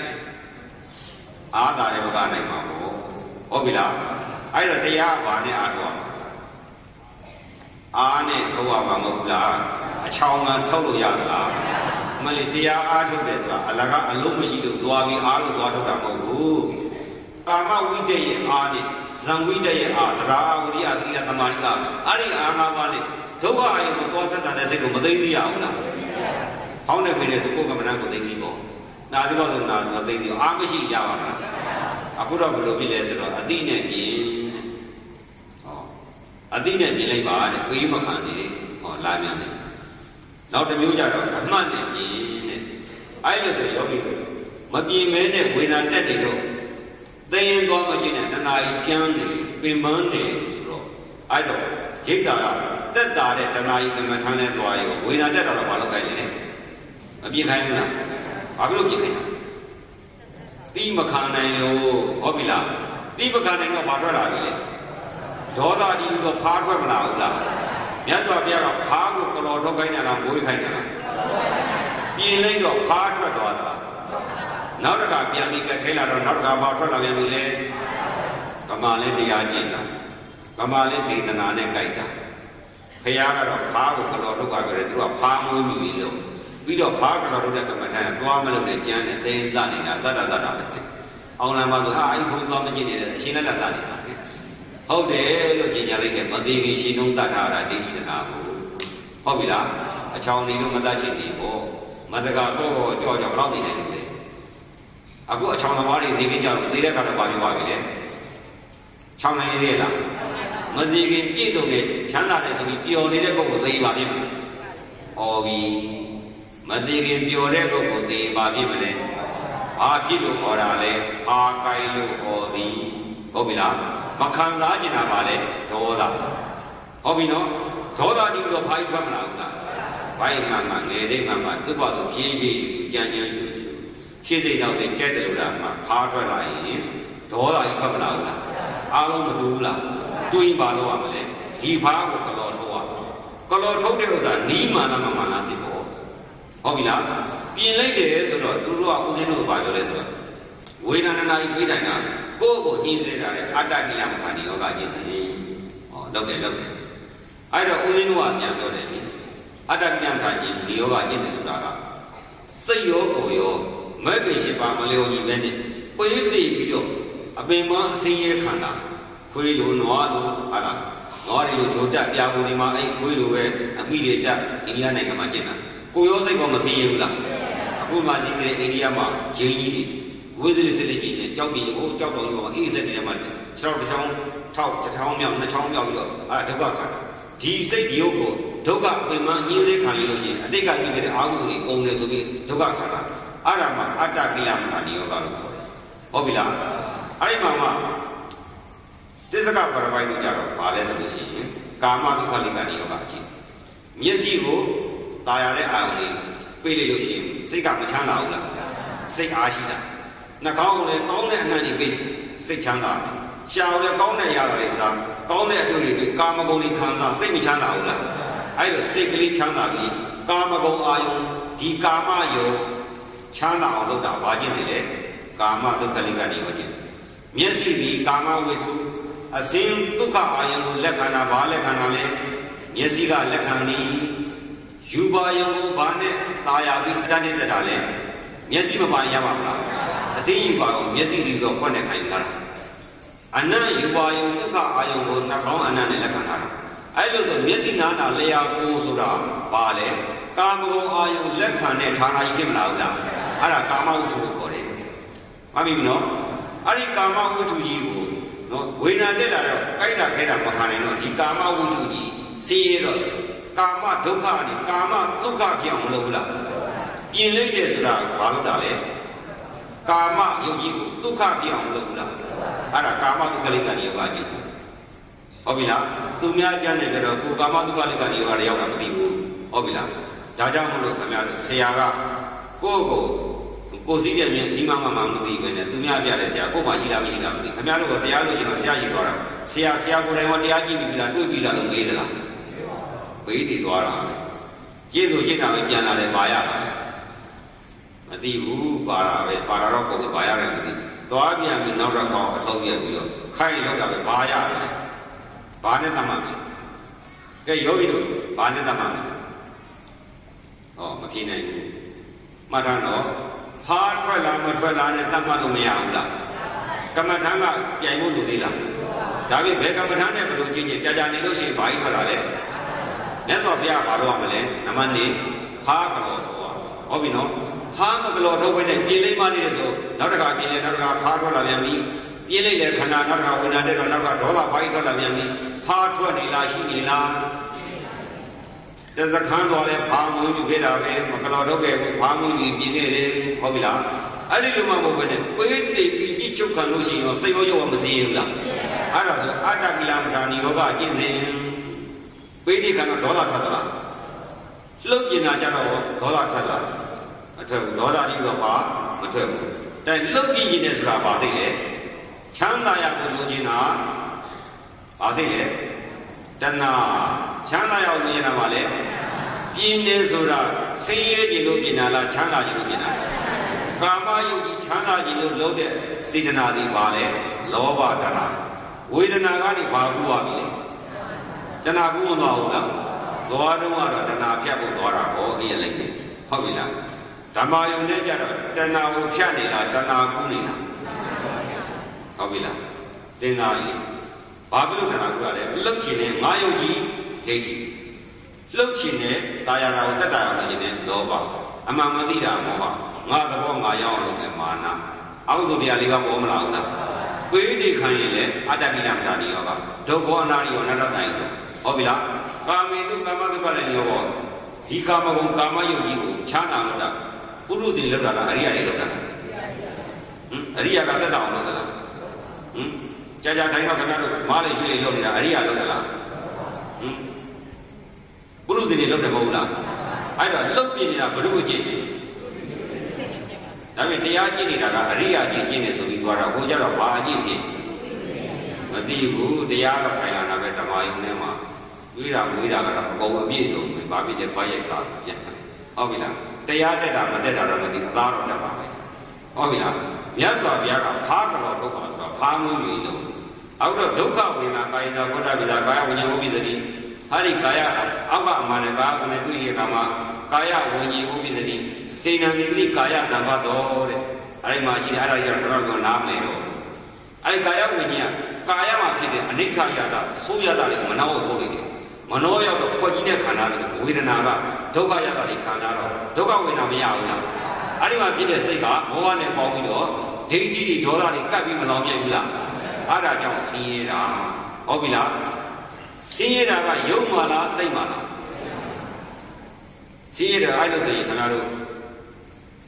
ကိုဝင်ရတဲ့ပုဂ္ဂိုလ်တယောက်ကလေးမွေးလို့ဆိုပြီးစီးုံသွားတယ်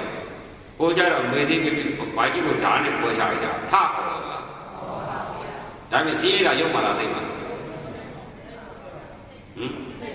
မေးစိပြကြတော့လေဘာကြီးဘိုက်ကိုဓာတ်နဲ့အရှင်လက်လက်ခွဲသွားတာလေသိရင်ဘုန်းကြီးကဘိုက်ခွဲသလားမသိသိရင်တော့မကြည့်နဲ့ကြမ်းနေဆိုတော့ဟုတ်လားအိမ်အောင်ကြတော့ပြည့်တယ်လာခဲ့နောက်တစ်ပိုက်သွားတာပဲခွဲတာပဲအဲ့ဒါကြတော့ကြောက်သလားမကြောက်ဘူးသွားတော့ဟုတ်လားအဲ့လိုဆိုရင်ရုပ်ကိုဓာကြီးနဲ့ခွဲရရုပ်မှာဆင်းရဲတာချမ်းသာတာရှိလားမှတ်ထားနော်ရုပ်ဆိုတာသိတာရှိသလားမသိတဲ့သဘောဆင်းရဲတဲ့ချမ်းသာတယ်ရှိပါမလားအဲ့လိုဆိုဟောက်ပြန်တဲ့ရုပ်တရားမှာဆင်းရဲတာချမ်းသာတာရှိလားဒါမှမရှိတာလေစိတ်မှာဒိဋ္ဌိဒေါသမကပ်ဘူးလားဒိဋ္ဌိနဲ့ဒေါသတွေလောင်မြဲတော့စိတ်မှာပြဿနာတက်လောင်မြဲနေတာကိုရုပ်ကိုပြင်လို့ရှင်းရမှာလားရုပ်ကိုစိတ်ကိုပြင်လို့ရှင်းရမှာလားအဲ့လိုဆိုစိတ်မှာဖားကရုပ်မှာကတ်တာလားစိတ်မှာကတ်တာဒေါသကစိတ်မှာကတ်တာကိုကပြင်တော့ဘာသွားပြင်လဲဒေါသထွက်သလား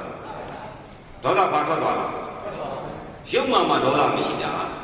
စိတ်မှာဒေါသရှိတာစိတ်မှာကတ်တဲ့ဒေါသကိုစိတ်မှာပြန်ပယ်ရမယ်အစားမကောင်းတဲ့ဒေါသစိတ်ကိုကောင်းတဲ့မစိတ်နဲ့အစားထိုးရမယ်စားအကျိုးတရားအရေးအကောင်တွေမှပြီးတော့ရုပ်ကြီးသွားပြင်တော့ဖားထွက်သလားအဲ့လိုဆိုအဲ့ဒီကျင့်စဉ်မှာဟောကျိုက်တယ်လို့ရှိရင်ဟုတ်ပြီနော်ကိုယ့်ကိုဒေသနာနဲ့ကျိုက်တယ်လို့ကကြောက်တဲ့ဒေသနာတစ်ခုလည်းရှိသေးတယ်နော်ကျိုက်တယ်လို့အကုန်လုံးရှိရင်အကုန်လုံးတူတူပဲတရားနှမျိုးမရှိဘူးအားလုံးအတူတူပဲအဲ့လိုဆိုရင်ဖားတိတော်ဒေါသကိုကလော်ထုတ်တာယုံကြည်ပြင်းနေဆိုတော့ပုရုဇဉ်အလေကြီးဖြစ်မသွားဘူးလားကိုကြည့်တာကပုရုဇဉ်ပယ်မဲ့သောတာပန်ဆိုတာပုဗ္ဗဘာကမဲ့ဆိုတာသောတာပတ္တိမဲ့ဆိုတာပုရုဇဉ်အလွယ်ကိုဖြတ်တာရှိကအကျဉ်းသားကိုဖြတ်တာဖြတ်မယ်ဆိုပုရုဇဉ်အလေကြီးနဲ့ပြင်းနေ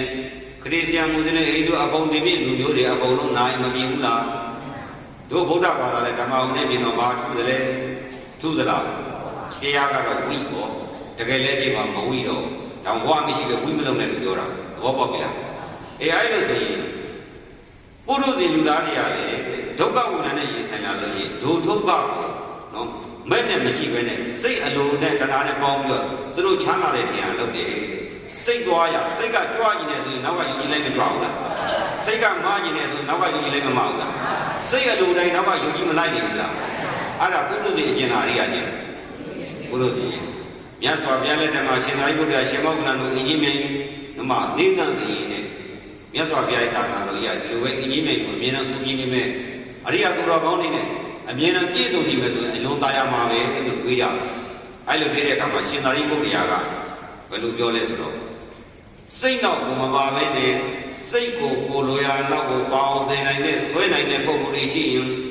မြတ်စွာဘုရားရဲ့သာသနာတော်ကြီးကအရိယသူတော်ကောင်းတွေနဲ့စုကြည်နေမယ်ဟောစိတ်ကဝေဒနာတက်လာတော့လှုပ်ရှင်နေဆိုစိတ်နောက်ကိုမပါပါဘူးလားအဲ့ဒီလိုမဟုတ်ဘဲနဲ့ဖောင်းတဲ့ပင်နဲ့ဆိုတဲ့မူလကမ္မထံကိုအဲ့ဒီကိုလိုချင်တဲ့အဲ့ဒီဟာရောက်အောင်စိတ်ကိုအာငါပါဇာနဲ့ဆွဲမသိရဘူးလားအဲ့ဒီလိုသိတဲ့ပုဂ္ဂိုလ်မျိုးမှသာလျှင်သူတော်ကောင်းတို့ခေါ်ပါသည်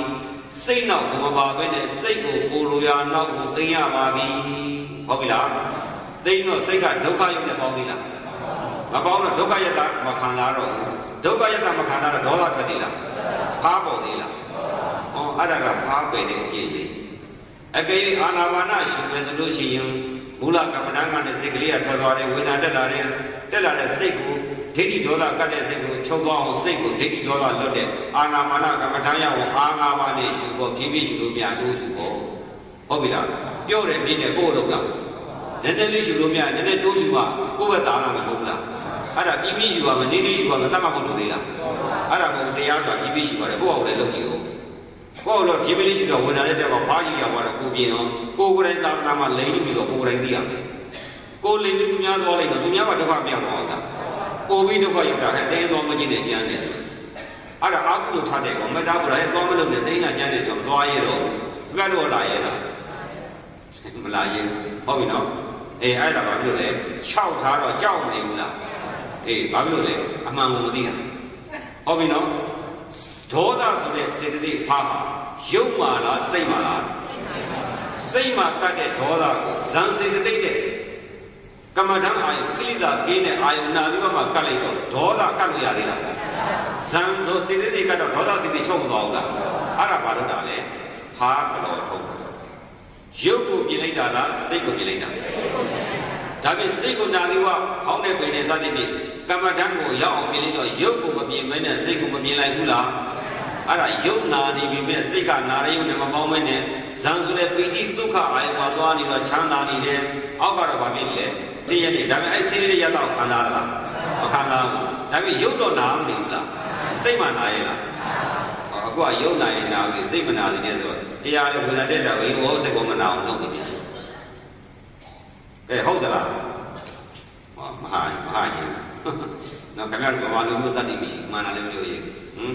ဆရာရှိတော်တာဆရာတရားရလည်းပြောရင်အာနာပြန်ပြောမှကြောက်တယ်ဟုတ်ပြီလားအဲ့လိုဆိုရင်ကိလေသာဆိုတာယုံမှာကတ်သလားစိတ်မှာကတ်သလားကိလေသာစိတ်မှာကတ်တာကိုယုံနဲ့ခွာမှလားစိတ်ချင်းခွာရမှလားခုနလက်နဲ့တည်းဆိုတဲ့ဇံစိတ်သိမက်စိတ်သိနဲ့ခွာရပါသည်အဲ့ဒီလိုခွာတော့ဇံစိတ်သိကတော့ဒေါသကတ်သေးလား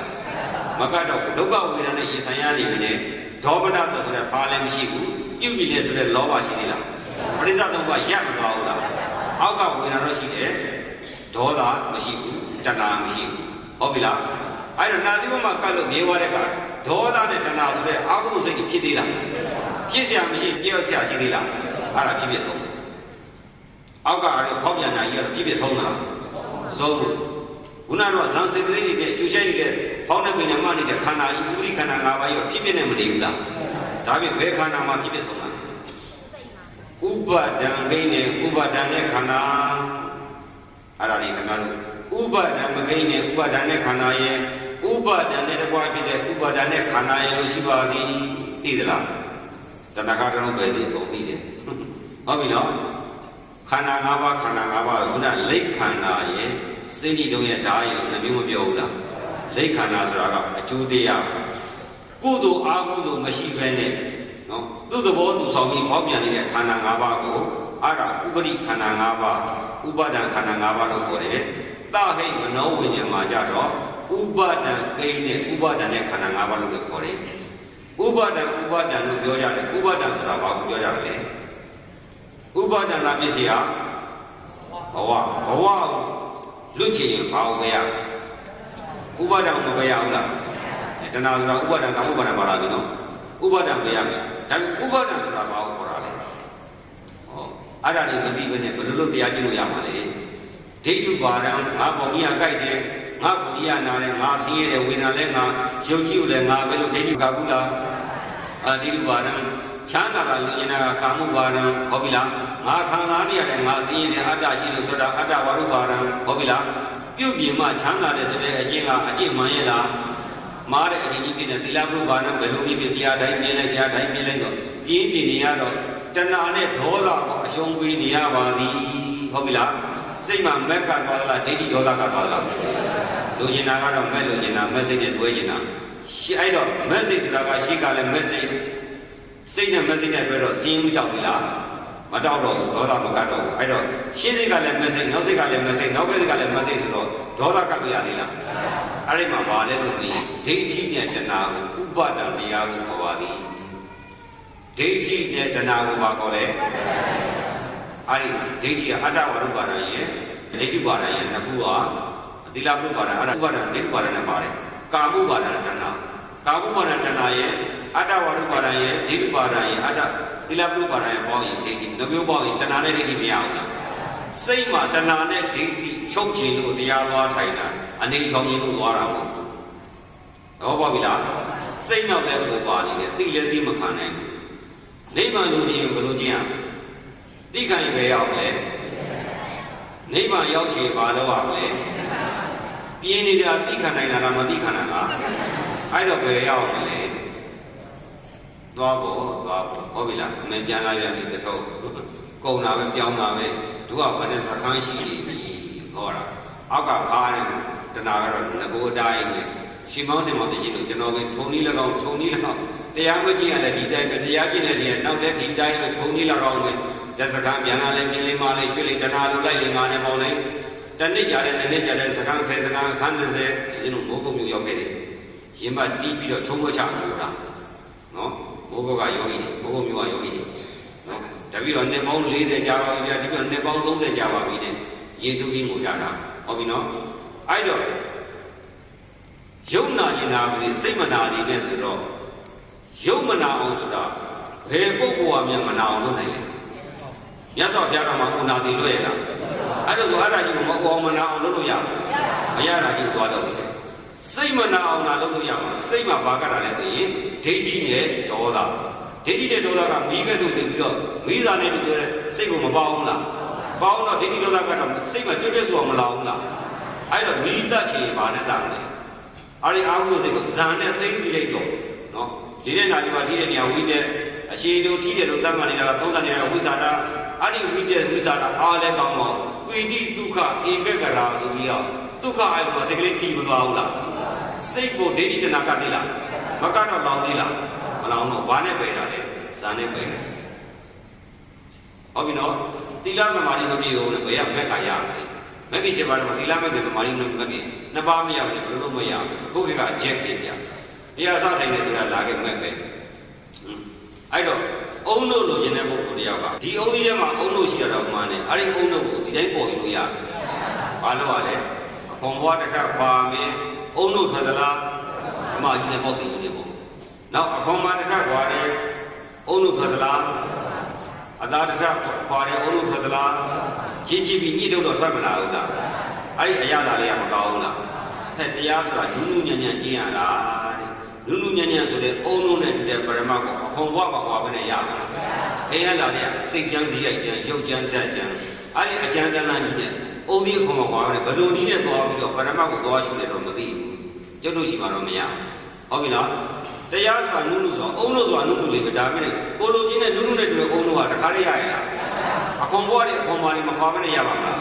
စိတ်ကြမ်းစည်းရိုက်ကြမ်းကိလေသာထူပြောပြီးလာတဲ့ပုဂ္ဂိုလ်ဘယ်လိုလုပ်သွားပြီးဝိပဿနာပရမတ်ရှုလို့ရပါမလားရပါမလားဒီအကွာတော့လာခဲ့တရားဆိုအနိစ္စဒုက္ခအနတ္တရှုပြီးသွားပြီတရားပြတဲ့ပုဂ္ဂိုလ်ကအနိစ္စနဲ့ဒုက္ခအနတ္တပါရင်သူလည်းတောင်းကြည့်တယ်အောက်ကလည်းအနိစ္စဒုက္ခအနတ္တလို့နေငါလည်းတရားသမားလို့တော့အကုန်လုံးပြည့်နေသွားတာသိလဲသိရောအမလေးလွတ်ကြပါဘူးလို့ပြည့်နေပြီလေစောင့်တရားရပါမလားခါထွက်လာ လားအဲ့ကြမှာတစ်သလုံးဖုံးသမျှအကုန်ပေါ်ပြီဟောပြီနော်အတိနဲ့ပြင်အမှန်နဲ့ပြင်ပညာတက်တယ်လို့ပညာနော်ကြောက်တယ်ဆိုပြီးမလားလဲနေတော့သေတော့ကိုယ့်ဘာကိုသေခံဟောပြီလားအဲ့တော့အသေးတက်ဖို့မလိုဘူးလားအေးမြတ်စွာဘုရားကအသေးတက်ဖို့တဲ့ဗราဏတရားဒီခံပြီးသိခံပြီးတော့ကြည့်ရမယ်မကြည့်ရဘူးလားဘယ်လိုသိခံရမှာလဲလို့မေးလို့ရှိရင်တရားကျင့်တဲ့ယဟန်တစ်ပါးကသူတရားကျင့်နေတယ်သူခန္ဓာကိုယ်ကိုမဲ့တဲ့ချင်းကြီးငွေဟောက်ပြီးကြိုက်နေပါစေတဲ့ထမပြေးနဲ့မလုံမဖြုတ်မပြင်းနဲ့သိခံပြီးတော့ကြည့်ရမယ်တရင်လာတော့ငွေဟောက်ကြိုက်တာပါလားမပါဘူးအဲ့ဒါသိကျန်တယ်ဆိုဘာနဲ့သွားလိုက်နေမသိဟုတ်ပြီနော်အဲ့တော့မိမိရဲ့နာကိုစူးစူးဝါးဝါဒေါသဖြစ်တဲ့အတန်ပေါ်လာရင်လည်းဒေါသနဲ့ဖတ်မပြန်မနဲ့သိခံရမယ်တရားတိုင်းတဲ့ခန္ဓာကိုယ်ကြီးမှာတရားထိုင်နေရင်နာကျင်ခံခဲ့သေလူမတအသက်ထွတ်မတဖြစ်တဲ့ဝေဒနာကိုလည်းသိခံရမယ်ထပြရမလားပြင်ရမလားသိခံမှာအခုကတော့သိမခံခိုင်းဘူးပြင်လာတယ်ဟုတ်ပြီလားခန္တီပါရမီမမွေးဘဲနဲ့ရပါမလားသိခံပြီးတော့ဒုက္ခဝေဒနာသွားပေါင်းတဲ့စိတ်ကိုဒုက္ခမှလွတ်တဲ့ဇာနဲ့မသိသိရအောင်လားအဲ့ဒီလိုတော့မှအချောင်ရပါမလားအခုကအချောင်လို့ညင်ရတယ်အဲ့ဒါကိုတဲ့မြတ်စွာဘုရားရဲ့မဟာသီလနာသုံးပါကအဘိဓါဒေါမနတဝိနည်းယဟောအတူတူပဲနော်အဘိဓါဆိုတာတဏှာကိုခေါ်တာဝေဒနာတက်လာတော့ချမ်းသာရအောင်မလုပ်ချင်ဘူးလားအဲ့ဒါကိုအဘိဓါလိုရမရလို့ရှိရင်ဒီကံလေးဝေဒနာလေးတက်တော့လိုရရရဲ့လားမရတော့စိတ်ထဲမှာတလုံးလို့မစီရဘူးလားမှတ်ထားခမရတော့မသိခင်အဲ့ဒီမျိုးနှုတ်ပါတမရအကြီးဖြစ်နေပါသေးဧကရိဘုရင်ကြီးဖြစ်နေပါသေးနော်ကမ္ဘာမလျာနာကြီးဖြစ်နေပါသေးကမ္ဘာပညာကြီးဖြစ်ပါသေးကမ္ဘာကျော်နိုင်ငံကျော်ကြီးမဖြစ်ချင်နေပါသေးအဲ့ဒီအဘိဓါဒေါမနတချုပ်ရင်တော်ပြီသို့မဟုတ်ဖားထွက်ရင်တော်ပြီဟုတ်ပြီလားသမရာကြီးဖားမထွက်တော့သေကန်ကြီးတော့ဖားကြိုက်လို့မဟုတ်ဘူးလားဟောတယ်ဦးဇင်းကထုတ်မပြောတော့တာပြူပြပြီးတတ်လိုက်ပါတော့ပါဆိုဩသေးတာနော်အဲ့ဒီလိုပဲဦးဇင်းသွားခဲ့ပြီဆိုတော့ဘုန်းကြီးတာလို့ရှိရင်သူ့ကိုယ်သူသိမယ်ဒီမှာကြောက်လို့ဩသွားကြဟုတ်ပြီလားကဲလွတ်ရတာလေလွတ်တာလည်းသိရတာလေအဲ့ဒါအကယ်မခံတော့ပြူပြပြီးတော့ပြရတယ်မျိုးလုံးပြီးရှာထွက်ပြီးတော့သတ်လိုက်ပါတော့ဩသေးရတယ်အဲ့တော့အဘိဓါဒေါမနတလိုချင်တက်တဲ့တာကအဘိဓါလိုရမရတော့တော့မစီရဘူးလားအဲ့ဒါကိုဒေါမနတဝိတေယတတိငါဝိခံမနာပဲခေါ်ရည်တဲ့မဟာသီလနာတော့တရားကျင့်မဲ့ယောဂီတွေတရားမကျင့်ပြီးရှေ့ဖို့နိုင်ဆိုလိုတာကတော့တောသုံးတော်ပိုင်တဲ့ရှင်သေးရဲ့အစီကိုမြည်ခွက်နဲ့မခံပါနဲ့တဲ့ရွှေခွက်နဲ့ခံယူပါလို့ဆိုတာအခုလည်းမြတ်လာတဲ့သာသနာအောင်ကြီးဒီမှာတရားလေးပါတရားတော်ကြီးကိုမင်းတို့ကိလေသာကျွတ်တက်နေတဲ့တတိစိတ်နဲ့လက်မခံနဲ့တဲ့အဲ့ဒီကိလေသာလောဘအဘိဓါဒေါမနလို့စွန့်ပြီးတော့မှခွာပြီးတော့မှယူပါအဲ့လိုတရားခိုင်းတယ်ဝေဒနာတက်လာတဲ့အခါကျတော့လှုပ်ချင်တယ်ဆိုတာကလည်းအဘိဓါလှုပ်ရမရတော့တော်တော်ဒီတိုင်းနေမှဆိုမသိရဘူးလားဒေါမနတာဝိဇ္ဇာဒေါမနတာပေါ်မလာဘူးလားဝိနည်းယတတိငါဝိခံမနာပဲခွာရည်ဒီအဘိဓါနဲ့ဒေါမနတာဖြစ်နေတဲ့စိတ်ကိုခွာပါဆိုတော့ဒီတိုင်းနေလို့ရပါမလားပြင်လိုက်တော့ပြီးသလားမပြီးပါလို့လေဟောအဖြစ်ပေါ်မလာဘူးလားတရားကျင့်တာရုပ်တည်နာနေမရောက်သေးဘူးဒီဖားကံပဲရှိသေးတယ်ဟုတ်ပြီနော်အဲ့ဒါမှဝိနည်းယအဲ့ဒါကိုနားမလည်မှကြောက်တယ်အထာဂရဆရာတော်ကဘာပြောလဲဆိုတော့ဝိဇ္ဇာဒေါမနတာဆိုတာဝေဒနာဝိခံပြီးဝေဒနာခွာတာကိုပြောတာပါအောက်ကကြိုက်ခဲထုံကျင်တဲ့နေရာမှာရောက်နေတဲ့စိတ်ကိုအဲ့ဒီကနေခွာခဲ့ပါလို့ဆိုတာအဲ့လိုဆိုတာကိုခေါ်ပါတယ်ဆိုတော့အောက်ကကြိုက်တဲ့သွားမှမလို့သေးလားထုံတယ်သွားမှတော့စီးရတာလွတ်ပါမလားစီးရတာကစိတ်မှာကိုယ်ကြိုက်တဲ့သွားမှတော့လွဲမနေဘူးလားသင်္ခါနိမှတ်ကြည့်ပါလားလက်မြန်အောင်ဟုတ်ပြီလားမွေဝဲသွားကြိုက်လေးကြိုက်ကိုယ်ကကြိုက်တယ်သွားကြိုက်တယ်ကိုကကောင်းတဲ့ထင်ကြိုက်တယ်မွေဝဲကကြိုက်တယ်ဆိုတရားကြိုက်ပြီးသိတာဒီကရက်စက်တဲ့အာယုံကြီးဖြစ်နေတာကတောက်နေတာကမီးစိတ်မှာဇန်နဲ့သားမှာအရေးကိုအကောင်တင်ပြီးယုံကြည်သွားပြီးကြိုက်တယ်မှတော့ဒုက္ခကြီးမှာမလားမငြိမ်းဘူးလို့ကြီးစမ်းလို့ရတယ်ဟုတ်ပြီလားအာမခံတယ်ဟုတ်ပြီနော်အဲ့တော့ဝေနာဝိကံမိတ်သွားတယ်ဝေနာခွာပါလို့ပြောတာတဲ့အဲ့ဒါကိုတီကာဆရာတော်ကနားလည်အောင်ပါထားပြောလဲဆိုတော့ဝေဒနာခွာတယ်ဆိုတာတဲ့ဝေဒနာအမန္တတိကာရာအောက်ကကြိုက်ခဲထုံကြည့်တဲ့ဝေဒနာကိုနှလုံးမသွင်းနေဟောအတူတူပဲမဟုတ်လားနာသီဝထိတိကိုစိတ်ကလေးပို့တယ်ဆိုတော့အောက်ကဝေဒနာနဲ့စိတ်ကလေးခွာတာပဲမဟုတ်လားအောက်ကကြိုက်တာခဲတဲ့ဝေဒနာနှလုံးသွင်းသေးလားအဲ့ဒါအတူတူပဲဟုတ်ပြီနော်အဲ့လိုဆိုရင်ဖာတိဥသောဒေါသကိုမကလောထုတ်နိုင်ဘူးဆိုရင်ထိုပုဂ္ဂိုလ်ရှေ့ဆက်ပြီးတရားကျင့်လို့ရပါဘူးအဲ့လိုဆိုတရားကျင့်တဲ့ရင်အစသည်ဘာလုပ်တဲ့လုပ်ငန်းလဲဖာကလောတဲ့လုပ်ငန်း Mami Villa I look at Munegi, Besia, Beda, Bedo, Bedonegi, Bedo, Tiny Tata, Jajani or Diogiga, Nixie, Doda, the party Bomla, so how Thailand, Kaketo Jimawe, Ayabo Thailand, Kaketo Jimawe, Balloon, Yogi Popula, I do get a loan in Yama. I do keep Popula, see Yata, Chanta Yata, Beada, see Yata come down. I don't do a Chana Villa Dogari Villa. Or Doga will be Doda Dion Domina,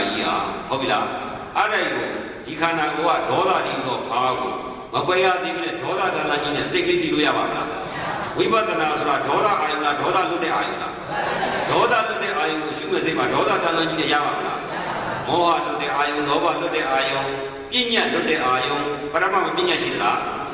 Pinya Machine Parama, Nova Roda Moa Machine Parama, Yona Sube, Sema, Pinya Gine, Pauni, Traugi, Nare Kaide, Lowe Bime, Makana Musa Sekin, Parma Yamana.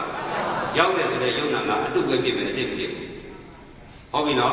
a Arajamu, we patanada, Asa, no, Tika Mido Lekiame, Tika Mi Puini Damu, Ala Wane, Zoga I am on the second, Doga Lote, no, Gumi Mulaka Matano, Matenzi.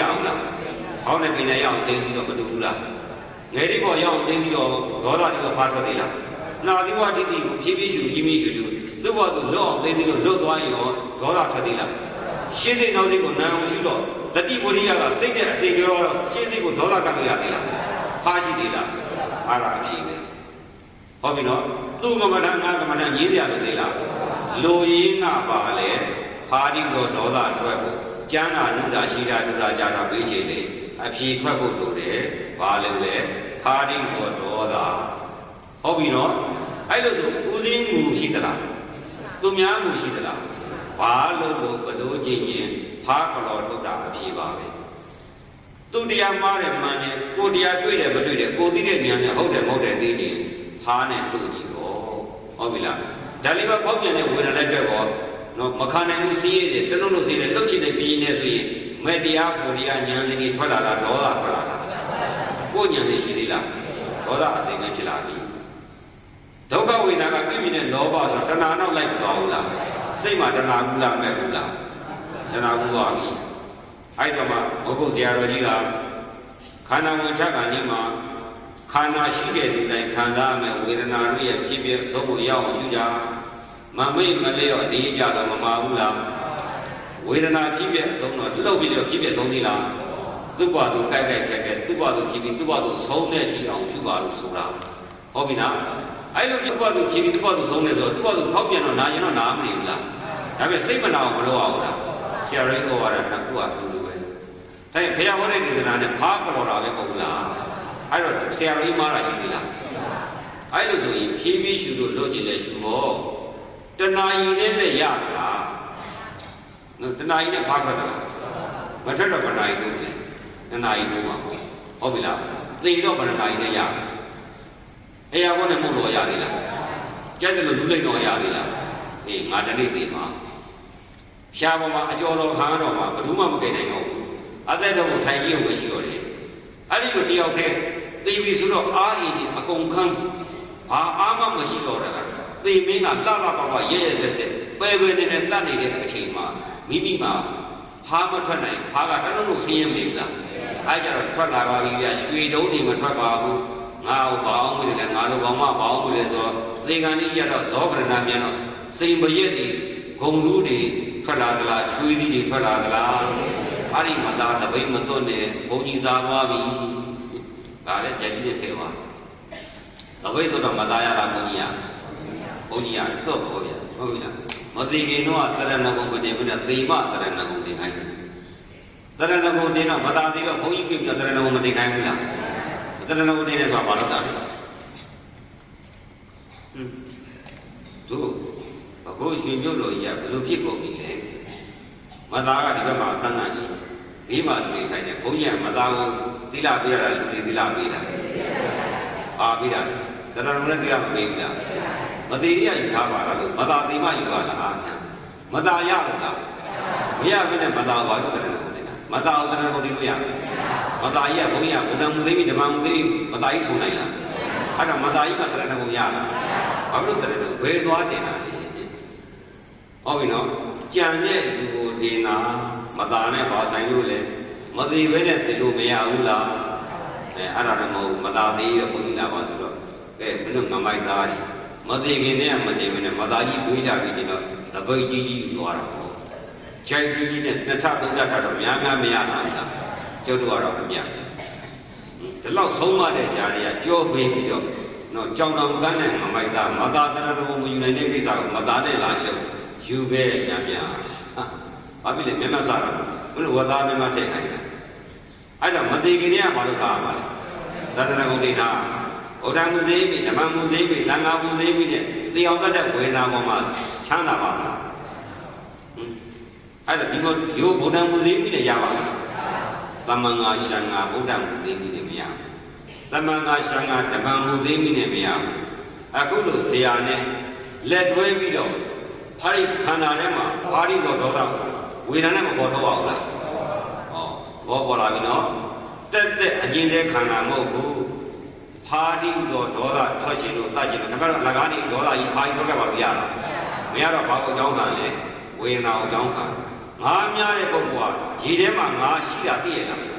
မသိတော့ငဇာလေးချိတ်ပြီးတော့မလုတ်ပြရဘူးလားငဇာဘာလို့ထည့်တာလဲငါးလာစားအောင်လို့များတာကိုလိုချင်တဲ့ငါးလိုချင်တော့ငါးပဲမှမသိတော့ငါးလာအောင်မြူပြီးတော့မပြအောင်လားမြားပြီးခေါ်တာငါးလည်းငဇာလည်းလာစားပါလို့လေတောက်တယ်လေအခုလေဦးဇင်းတို့ဒေါသဒီတော့ဖာသိရင်အဲ့ဒေါသကြီးကတတ်ဖာတာဟုတ်ပြီလားမသိခင်လေးကဒီဒေါသဒီတော့ဖာထွက်ချင်တော့ဘာနဲ့တောင်းတာလဲငဇာနဲ့တူတဲ့ဓာတ်လေးပါပြင်းထန်တဲ့ဖောက်ပြန်တဲ့ဒုက္ခဝေဒနာအကြောင်းခံတော့ဒေါသဖိုင်ထွက်မလာဘူးလားတက်တက်ရဲစက်တာလားဖာပေါ်ထုတ်တာလား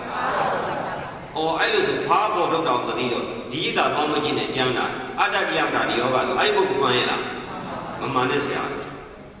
ဟုတ်ပြီနော်ကိုယ်စပည့်ကိုအနေချောင်းထားပြီးသိမကြခိုင်းတာဟုတ်ပြီလားမသိခင်ကောင်းတော့ကတဏှာနဲ့ဒေါသကိုမပယ်ထုတ်ပဲနဲ့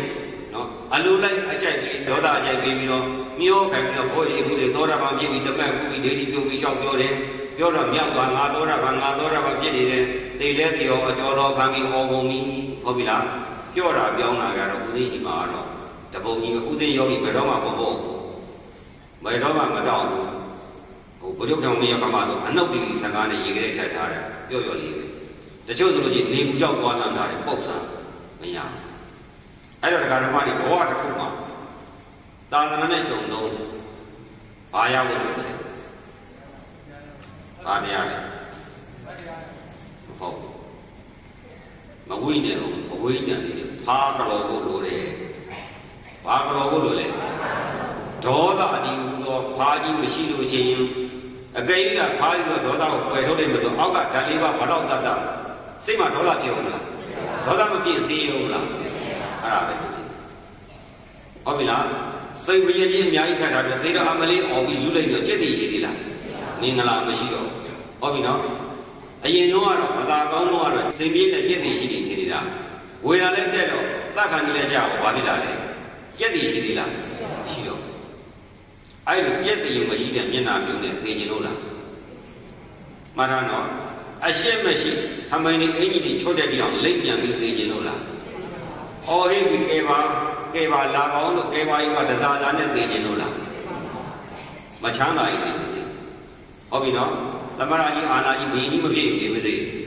မိမိယုံကြည်ပြင်းထန်စွာနှိမ့်ဆက်တဲ့အခါမှာတနှုတ်လို့စီးတဲ့ဒေါသရဲ့လူကျင်နဲ့လွတ်ကျင်နဲ့လိမ့်ကျင်နဲ့ဆိုတဲ့မတောင်းတဘူးလားအဲ့ဒါတလားတောင်းတမှုရှိတယ်ဒေါသမရှိနေဘူးလားတောင်းတမှုနဲ့ဒေါသတာမရှိတော့ဘူးဆိုရင်တောင်းတစရာမရှိမစီရင်စီးအောင်လားအေးတော်ပြီအဲ့ဒါဟုတ်ပြီနော်စိတ်ချမ်းသာတာကတော့ချမ်းသာပါစေပြစ္ဆုတ်ဘဝမှာလည်းချမ်းသာပါစေသိတဲ့အခါရဲ့သိပြီးတဲ့အခါရဲ့တော့ချမ်းသာမှုမလုပ်ဘူးလားအဲ့ဒါတရားကျင့်တဲ့ခေါ်တယ်ခုနကတော့သိရင်ကြော်တော်မဲ့ဒေါသလူလွတ်ခြင်းတဲ့လောဘလိုချင်ရမရတော့အကျဉ်းကြိုက်ပြီးကျိုးထုတ်ထားလို့ဖြစ်မလာဘူးလားသိကံလေးအချုပ်သိတဲ့ပုဂ္ဂိုလ်တွေဘယ်လိုပဲဖြစ်ဖြစ်တရားမကျင့်တဲ့ပုဂ္ဂိုလ်တွေဒေါသမသိတဲ့ပုဂ္ဂိုလ်သိပြီးခဏလေးသွားကြည့်ကြောက်ပေါက်ကြည့်လှုပ်လို့ရသေးလားကြည့်ပြီးတော့ကျိုးနဲ့တုတ်ပြီးတော့သိခံရတာနော်နတ်တိုင်ကြက်ပြီးတဲ့ထားတာအဲ့နက်ကချောင်းတာတင်းမနေဘူးလား မသိခင်အတင်းကြီးချုပ်ပြီးတင်ရတာအဲ့ကြီးသွေးရဲ့ကြီးတွေကတော့တောင်းတော့ကြီးပြင်းနေတာအဲ့မသာတပိတ်မတော်နေတယ်ဟုတ်ပြီလားတတ်နိုင်ခုတ်ပါပြီးခွေးကျွေးတွေခွေးွားတယ်ဟုတ်ပြီနော်အဲ့တော့တရားဓမ္မတွေဘဝတစ်ခုမှာတထေးကြီးနဲ့အာနာကြီးပညာရှိကြီးနာမည်ကျော်ကြီးမဖြစ်ချင်နေပါစေဟာဒီကာယကဒုက္ခဝိနာဘလောက်ပဲဖောက်ပြန်ဖာဒီတော့ဒေါသရဲ့ပြည့်ပြည့်လို့တဲ့လောဘရဲ့မရှိရင်မကောင်းဘူးလားကောင်းရင်ပါလို့ဓမ္မရမယ်ခန္ဓာမှာတဏှာနဲ့ဒိဋ္ဌိပဲထွက်လာတာဟုတ်ပြီလားအဲ့ဒီနည်းကိုဆရာကမပေးရပါဘူးအဲ့တော့ဘေးဆရာကပေးပြီကဲခမရတို့တရားသွားပြီးထိုင်ခဲ့တဲ့လူတွေရှိမှာပေါ့ရိတ်တာတော့ဘာလို့ရှင်းလို့သွားတာဘာတရားလဲမဝိနေတော့ဖားမကတော့ပါသေးဟုတ်ပြီလားခန္ဓာ၅ပါးမဝိနေဘူးခန္ဓာ၅ပါးမရှိရင်အဲ့ရှိမဲ့ပရမအာယုံမှာကိလေသာနဲ့လောဘဒေါသတွေဖုံးတာတော့ပရမကိုရှိလို့ရသေးလားအဲ့ဒါကြောင့်မလို့ဘာတိသောဒေါသကလောတော့အဲ့တော့အတိတဖို့သွားရမည်ဘာလို့သွားမလဲဒီအဲ့ဒါဘာမှညာမှမပြီးတော့ဘာမှညာမှမပြီးတွေးရောအဲ့တော့အတိတဖို့သွားရမည်သေခြင်းစီရင်မှလွတ်တဲ့ဤလူရင်လို့ဆရာရှိသွားယူရမည်တုတ်တန်ရဆိုလို့ရှိရင်ဘာတိသောဒေါသအဘိဓါဒေါမနခွာရမယ်ဝေဒနာခွာရင်ဟုတ်ပြီလားအဲ့ဒီလိုဆိုလို့ရှိရင်ဓမ္မတွေတရားကျင့်နေဆိုတာဘယ်လိုပဲကျင့်ခြင်းအဖြေရပါတော့တာလေဖာဒီသောဒေါသကလောထုတ်တာဟုတ်ပြီလားအဲ့ဒါကဦးဇင်းတို့အကြံဉာဏ်ပြောလိုက်တာနောက်တစ်ခုကပထမဇန်နဲ့ဟုတ်ပြီလားသမဏယာနိကပဲဖြစ်ဖြစ်ဝိပဿနာယာနိကပဲဖြစ်ဖြစ်ယူပဇန်၄ပါးရှိပါသည်ဝိပဿနာယာနိကဆိုရင်ပေါင်း၅ပါးရှိဝိပဿနာယာနိက၅ပါးသမဏယာနိကတစ်ပါးအားလုံးဘယ်နှပါးရှိလဲတရားကျင့်တာ6မျိုး2မျိုးခွဲလိုက်ရင်ဝိပဿနာယာနိကရဲ့သမဏယာနိကရဲ့နှလန်းပေါ်မလာဘူးလားဝိပဿနာယာနိကကိုပြန်ခွဲရင်ပထမဇန်ရဲ့ဒုတိယဇန်ရဲ့တတိယဇန်ရဲ့သရုပ်ဒဇန်ယူပနမိတ်ကိုအမိပြုပြီးတော့ဇန်နဲ့ကျင့်တဲ့၄မျိုးရဲ့ယူပနမိတ်မရှိတဲ့အာနိမိတတစ်ပါးရဲ့ဘယ်လိုမျိုးရှိလဲ၅မျိုးဟုတ်ပြီနော်အဲ့ဒီ၅မျိုးနားမလဲပဲနဲ့ကိုလျှောက်တဲ့လမ်းဝယ်ရောက်တော့ဝယ်ပါမှမသိရိုက်ရေးသုံးဝေရိုက်တယ်လို့ပတ်ချလဲပြီးပြန်လာမှာကိုလမ်းလို့ဒီလမ်းလို့ကိုရောင်ဒီအောင်နဲ့ပြန်မလာဘူးလားပြန်လာတာပဲအဲ့ဒီလိုနားလဲရမယ်အဲ့တော့ယူပပထမဇန်ဟောအောင်းနေပိနေဆိုတော့ယုံအဲ့ဒီယုံကိုစိတ်ကလေးတင်တာဝိတက်ဟောင်းတဲ့ပိနေလို့သုံးသတာဝိစာရဝိတက်ဝိစာရအားကောင်းတော့စိတ်ကလေးကငြိမ်ပြီးတော့တတိဝရိယကအားကောင်းပြီးစိတ်ကလေးကိုအုပ်ချုပ်တာတော့ဒီစိတ်ကလေးကဒုက္ခဝိနာသွားသေးလားမသွားတော့ပိဋိဒုက္ခဆိုပြီးချမ်းသာမလားဟုတ်လားအဲ့တော့ဝိတက်ဝိစာရပိဋိဒုက္ခဆိုတော့အဲ့ဒီပိဋိဒုက္ခဆိုတော့ချမ်းသာသွားတော့အောက်ကဒုက္ခဝေဒနာကိုစိတ်မကန့်ကြည့်တော့ဆင်းရဲသေးလားမဆင်းရဲတော့ဒေါသရှိသေးလားဒီပထမဇန်ကျင့်နေဆိုတာလေဖားကြော်တော့တာပဲဟုတ်ပြီနော်ပထမဇန်၌ဒုက္ခိန္ဒြေအကျွေးမဲ့ချုပ်သည်ကာမတင်ညာချုပ်သည်ဟောပထမဇန်ဆိုတဲ့သူကဘောင်းတိုင်းဒီပိန်တိုင်းဒီတိလာတဲ့အခါမှာအတိတ်စိတ်ချုပ်အနာဂတ်စိတ်ချုပ်ပြေစားချုပ်ပြေစားတော်တာချုပ်ဟုတ်ပြီလားကာမတင်ညာချုပ်ဒုက္ခိန္ဒြေချုပ်အဲ့ဒါနားလည်ရတဲ့ကိုကျင့်တဲ့အကျင့်ဓာတ်ဒီချုပ်ကြောင်းကျင့်တယ်ဟုတ်ရဲ့လားဥဒေမိကရှောက်လို့တော့ဥဒေမိကတွေဖြစ်လာမှာပေါ့ဟုတ်ပြီလားအဲ့ဒါအဖြစ်ထုတ်လိုက်ရင်ပထမဇန်ဆိုတာလေဒုက္ခဝေဒနာမှာဖားပြီးတော့ဒေါသကလောထုတ်တာတဏှာပြပြောမှဆိုဘိန်းကျွေးလိုက်တာဦးဇင်းငယ်တော့ရပ်ွက်ထဲမှာရှင်းပြတော့မယ်ဆိုလို့ရင်ထေးပေါက်ရည်ထားမယ်ဆိုဘိန်းသားတွေလိုက်ရှာရတယ်ဘိန်းတွေနဲ့တွေ့တဏှာကိုခိုင်းလောက်တော့တာပဲဟုတ်ပြီလားအခုလေတဏှာဒေါသကိုအောက်ကဒုက္ခယုံနဲ့သွားပြီးဆက်ဆံမယ်စားဇံရဲ့ပီတိဒုက္ခအာယုံမှာအစာထိုးလိုက်တော့စိတ်ကပီတိဒုက္ခမှာတဏှာကိုမသွားဘူးလားအောက်ကဒုက္ခဝေဒနာမှာပြင်းတဲ့တဏှာကိုဇံမှာပီတိဒုက္ခနဲ့တဏှာအစာမထိုးဘူးလားအဲ့ဒါဇံနဲ့တက်တာဆိုတာအင်တာရိုက်နေတစိမ့်ငံနေဟုတ်ပြီလားဦးဇင်းတို့နောက်တနည်းကြတော့ပထမဇန်ဒုတိယတက်တဲ့သရဇံဒီလောက်ပဲတော်ပြီနောက်တနည်းကယူပဇံ၄ပါးမပါဘဲနဲ့တိုက်ရိုက်ရှိတဲ့ဒီဟုတ်ပြီလားအဲ့ဒီလူကြီးကဝေဒနာတက်လာတဲ့လှုပ်ချင်တဲ့စိတ်ပေါ်တယ်မပေါ်ဘူးလားလှုပ်ချင်တဲ့စိတ်ပေါ်လာတာကိုပေါ်ရလားသူ့ဘာသူပေါ်လာလားကိုမပေါ်ဘဲနဲ့ပေါ်လာတဲ့စိတ်ပေါ်လာမှသိလေဘိုးကိုရှုပ်တဲ့အတူတူပဲရုပ်နဲ့ဇာနှစ်ခုရှိတဲ့တစ်ခုခုရှိမှရမှာပေါ့စိတ်ကိုယူပနမိတ်မှာမထားဘူးနဲ့လှုပ်မဲ့ပြင်းမဲ့စီးရဲတဲ့ဆိုတဲ့စိတ်ကိုနောက်စိတ်နဲ့တတိနဲ့ဆက်ယူတော့စိတ်စိတ်မှာတတိဝိရိယကသွားတော့တတိဒေါသကတည်းလားအဲ့ဒါနာနာကြီးရှုပြီးတော့နမိတ်မပါဘဲနဲ့တက်ရဲ့ရှိတဲ့ဒီအောက်ကယဉ်ကြီးသွားပြင်တာပေါ့ဟုတ်ပြီလားတိခံပြီးတော့မရှိပါဘူးလား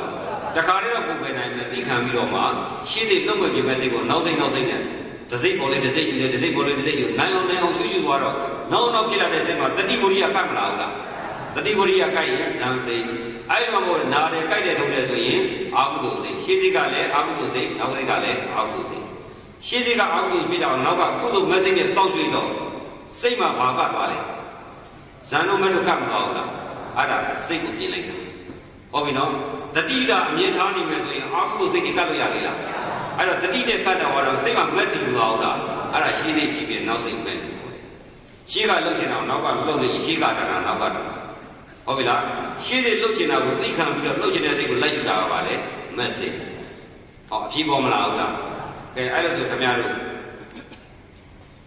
ဘယ်ဤသာသွားဘယ်နေရာထိုင်ဘယ်တော့တဲ့သွားဘယ်မူလာသွားအဖြစ်တော့တူမသွားဘူးလားတူသွားရင်ခင်ဗျားတို့ဤသာသွားမယ်ဆိုရင်ဆရာကျွန်တော်ကျမတော့သေလို့ရှိရင်အလွန်ပြင်းထန်တဲ့ဒေါသဘာကြီးထွက်လာမှကြောက်ပါသည်ဆရာကဒေါသပယ်ပြီးပြီလားမမေးရဘူးလားမေးရမှာသူကမပယ်နိုင်တော့ကိုယ်ဟောပယ်ရပါဘူးအာနာဘုရားမလို့ဟုတ်ပြီနော်သူကမှမပယ်နိုင်တာကြီးသူကဒေါသတန်ဘာတန်ကြီးနဲ့သွားကြည့်တော့ကိုယ်ဟောဒေါသလွတ်ပါမလားမလွတ်ရင်နောက်ဆရာကြီးသွားအာနာဘုရားဟုတ်ပြီလားသေတော့အာနာလို့ချမ်းသာပါမလားကိုတယောက်တည်းခံရမှာဟုတ်ပြီလားဒီအဲ့ဒါကြောင့်မလို့သေတဲ့ကကိုယ့်မျက်နှာကိုကြည့်ပါသေပြီးတဲ့မျက်နှာကိုကြည့်ပါဟုတ်ပြီလားငါတယောက်တည်းအားငယ်ပြီးအော်ဟိတ်ပြီးတွန့်လေပြီးသေရမယ်အဒီမျိုးနဲ့ငါမသိနိုင်ဘူးပြုံးရွှေချင်းဝမ်းမတတာချမ်းချမ်းသာသာနဲ့သိရင်လည်းဆိုပြီးတော့ဆရာကောင်းမရှာဘူးလားအခုကမရှာဘူးရိတ်တာသွားတာပေါ်ကောင်းသွားတာပဲဟဲ့သိသွားမလားသွားမသွားနေအဲ့ရရက်စက်တဲ့ကျမ်းတွေဒါတွေမတားဘူးဒါတွေဟုတ်ပြီလားအဲ့တော့ဆရာနီးကကျမ်းနာလားဒိဋ္ဌိဒေါသကကျမ်းနာလားရက်စက်ဖောက်ပြန်တာလည်းဆရာခိုင်းတာလားယုံကြည်ရဖြစ်တာလားဆရာကလွတ်တဲ့နာသီကောကိုသိတင်တာရက်စက်တာလားကယ်တင်တာလားအဲ့ဒါဆရာနဲ့ဘာဆိုင်လဲသိနေကျမ်းနာရှိသလားကိုယ့်ဟာကိုယ်ကျမ်းနာဟုတ်ပြီနော်အေးအဲ့တော့ဓမ္မတွေနော်သိတတ်ဖို့လိုတယ်မလိုဘူးလားအတိမတတ်ရှင်ဘူးလားအတိတတ်ရှင်ဘာလို့မလဲလိုက်ရှာကြအကယ်၍ကိုပြုသူပြည်သားတွေကိုရွှေရပြေရပုဂ္ဂိုလ်တွေအတိတ်တက်ချင်တယ်ဆိုရင်တော့အခြားပုဂ္ဂိုလ်တွေအခြားရေးသားတွေအခြားဆရာတွေတော့ဦးစိမဆိုလို့ဦးစိပါဦးစိဆိုလားလိုက်ရှာပါဟုတ်ပြီလားတို့မြန်မာလူမျိုးကအာနာတတ်တယ်ဟုတ်ပြီလားအာနာပြီးတော့မဆုံးရှုံးဘူးလားအပြစ်ကိုဝေဖန်မှမကြောက်ဘူးလားအေးဝေဖန်တာဆိုတာကြောက်ရင်ဘယ်တော့မှမဟုတ်ဘူးဝေဖန်တယ်ဆိုတာအဖြေမှန်ရသူများတကာကိုပြောအားနာတယ်ဆိုရင်ကိုယ့်အတွက်ဆုံးရှုံးတယ်လူနှစ်ယောက်ကပြန်ပြီးပြောကြတယ်တော့တစ်ချောင်းလုံးတော့ကိုကအားနာတယ်ဆိုပြီးရှော့ရတော့ဘူးရှုံးတယ်ကိုရှုံးတယ်အားနိုင်ကိုခံရမှာဟုတ်ပြီနော်အားမနာပါနဲ့ရဲရဲဝေဖန်ပါရဲရဲပြောပါဆရာကျွန်တော်ကျမတော့သိရမှာပါစာရေးဝေနေတော့ပြည်လဲပါတယ်သိရတော့မပြည်လဲပါဘူးအဲ့တော့ဆရာကျွန်တော်ကျမတော့သိရအတွက်အရေးကြီးတဲ့အတွက်ကြောင့်ဆရာအားကိုးပြီးလာခဲ့ပါတယ်တကယ်ပြင်းထန်တဲ့ရက်စက်တဲ့ဝေဒနာချင်းကြီးပေါ်လာတဲ့အခါဘုရားကြီးတို့မှကျွန်တော်မှနော်လူဆရာဆိုတဲ့ကျွန်တော်တို့ကိုချမ်းသာပြီးပြင်ကြပါတယ်အဲ့ဒီနည်းဆရာပြေးနိုင်သလားမမေ့ရဘူးလားပြေးသွားမေးဟုတ်ပြီလားအေးကိုယ့်ဘာကိုအားနာပြီးတန်ရုံးစိတ်တွေသိတော့ခံပါအကယ်၍များဘဂိုးမျိုးကပုဂ္ဂိုလ်ကြီးအသေးတက်ချင်တယ်ဆိုရင်တော့အရှင်ဘုရားတော်ပြေးနိုင်သလားလို့မေးရင်တော့တတ်နိုင်စာချုပ်ထားတယ်ဟုတ်ပြီလားခင်ဗျားတို့တရားလာကျင့်တဲ့ပုဂ္ဂိုလ်လူ100လာလို့100မရဘူး1000လာလို့1000မရဘူးဆိုရင်ကြုတ်တာဟုတ်ပြီလားခင်ဗျားတို့ဘာကြီးကိုဟဲ့ပြန်ထဲပါလို့မရဟုတ်ပြီလားယုတ်ကြီးဘလောက်ဖောက်ပြန်မိမိစိတ်မှာဖားထွက်အောင်လုပ်လို့မရဘူးဖားတော့တော့မချမ်းသာဘူးလားအဲ့ဒါလူကြီးရင်တော့အလကားကျွေးပြီးတော့အလကားပေးဟုတ်ပြီလားမိမိအလုံးချမ်းသာမှုအားကိုးရမယ့်ယတနာကြီးကိုသာသနာမှာဘုဘဝတကပွဲကအလကားကျွေးပြီးတော့အလကားပေးပါမယ်ဟုတ်မှဟုတ်ပါမလားဆိုရင်စာချုပ်တာတယောက်ချင်းစာချုပ်ဟုတ်ပြီလားအတိတ်တပ်ပါမလားဆိုတာနောက်မှမဟုတ်တရားစကားနဲ့မှငရဲမိနဲ့ရွှေစစ်လားမစစ်လားဆိုင်ရှင်မမေးညာမှာငရဲမိရှိတဲ့ကြောက်တဲ့ဘောတို့ကြီးဟုတ်ပြီလားရွှေစစ်လို့ရှိရင်ဆိုင်ရှင်ကတတ်တိမရှိဘူးလားအေးဘုရားဒီလိုပဲဦးစင်းလည်းတတ်တိရှိတယ်နော်ရောင်တော်မောင်တော်နဲ့လောက်တာကပေါ့အောင်ကျင်တာ ကိုတိုင်လောက်အောင်ယုံလာတဲ့အတွက်ကြောင့်ဟုတ်ပါတယ်လို့အာမခံခင်ဗျားတို့အလွတ်ကြုတ်တော့ဟုတ်ပြီနော်လက်ညှိုးမောက်ခုံပြန်သွားလို့ရသို့တော်လည်းခွတ်မောက်တိုင်းရပါမယ်ခွတ်မောက်ပြီးတော့လည်းရအောင်ရခင်ဗျားတို့ကပြောတဲ့သေခံဤလူတွေတော့အကုန်ချမ်းသာတယ်အသေးကိစ္စဆိုတော့နှကောင်းတွေပါးစပ်တရားသူ့တွေထွက်ပြီးအော်ဟစ်ပြီးလိမ့်နေရတယ်ဦးစင်းဒီတရားကျင့်တဲ့ပုဂ္ဂိုလ်ဘာသွေးမှမထွက်ဘူးသေမှန်းတော့မသိရဘူးဘယ်တရားမှမကြည့်ဘူးတချို့ဆိုအနိစ္စလည်းမသိအနတ္တလည်းမသိတရုပ်အများကြီးသိအနတ္တပြောတဲ့ကြောင့်လို့ဘာမှမသိ SSC တို့ရမုံစိတ်ဝင်မှာဦးစင်းမရောက်တဲ့စိတ်မရှိတော့ SSC နဲ့အာချတော်ဆိုဦးစင်းလိုက်သိတယ်ပေါက်တယ်ဖြစ်ဖြစ်ဘယ်ဘက်ကိုသွားတော့ဆိုတော့သူတို့သိတယ်အဲ့ဒါကြောင့်မလို့အတိတက်ချင်တယ်ဆိုရင်တဇောင်းမိုးလာပြီးတော့3ရက်နေ့ညကိုတဲ့ရတနာဘုရားကြီးကျောင်းတိုက်အဲ့ဒီကျောင်းမှာတဇောင်းမိုးလာပြီးတော့3ရက်နေ့ညနေမှာညနေတော့ဘွားတို့တော်လိုက်တန်တို့ဘွားတို့အေးရလိမ့်ဝုန်းစိတ်လေးစီတော့မပါဘူးဟင်းဖုံးတွေပါထားခဲ့ပါအလကားကျွေးပြီးတော့အာမခံနဲ့အလကားပြပါမယ်မလိုချင်လည်းရပါသည်ဟုတ်ပြီလားအဲ့တော့ယနေ့ညဝိပဿနာအခြေခံကျင့်စဉ်ဖြစ်တဲ့သုတ်တန်ဒေသနာလေးတကွာစပြီးတော့ဟောကြားတဲ့ရှင်းလင်းတဲ့ထုတ်တဲ့တရားဟောကြားတဲ့တရားနာကြတဲ့တကူအနေနဲ့ကြောင်း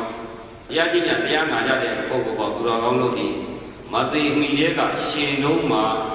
သေရင်ကြော်လော်ပြီးတော့တတ်မဲ့ဘာကလောထုံနိုင်ပြီးလင်အာသင်္ကရတ္တနိဗ္ဗာန်ယူမိမြတ်သူရလွယ်ရောက်လွယ်မြတ်မောပြီးနိုင်ရပါစေကုန်သတည်း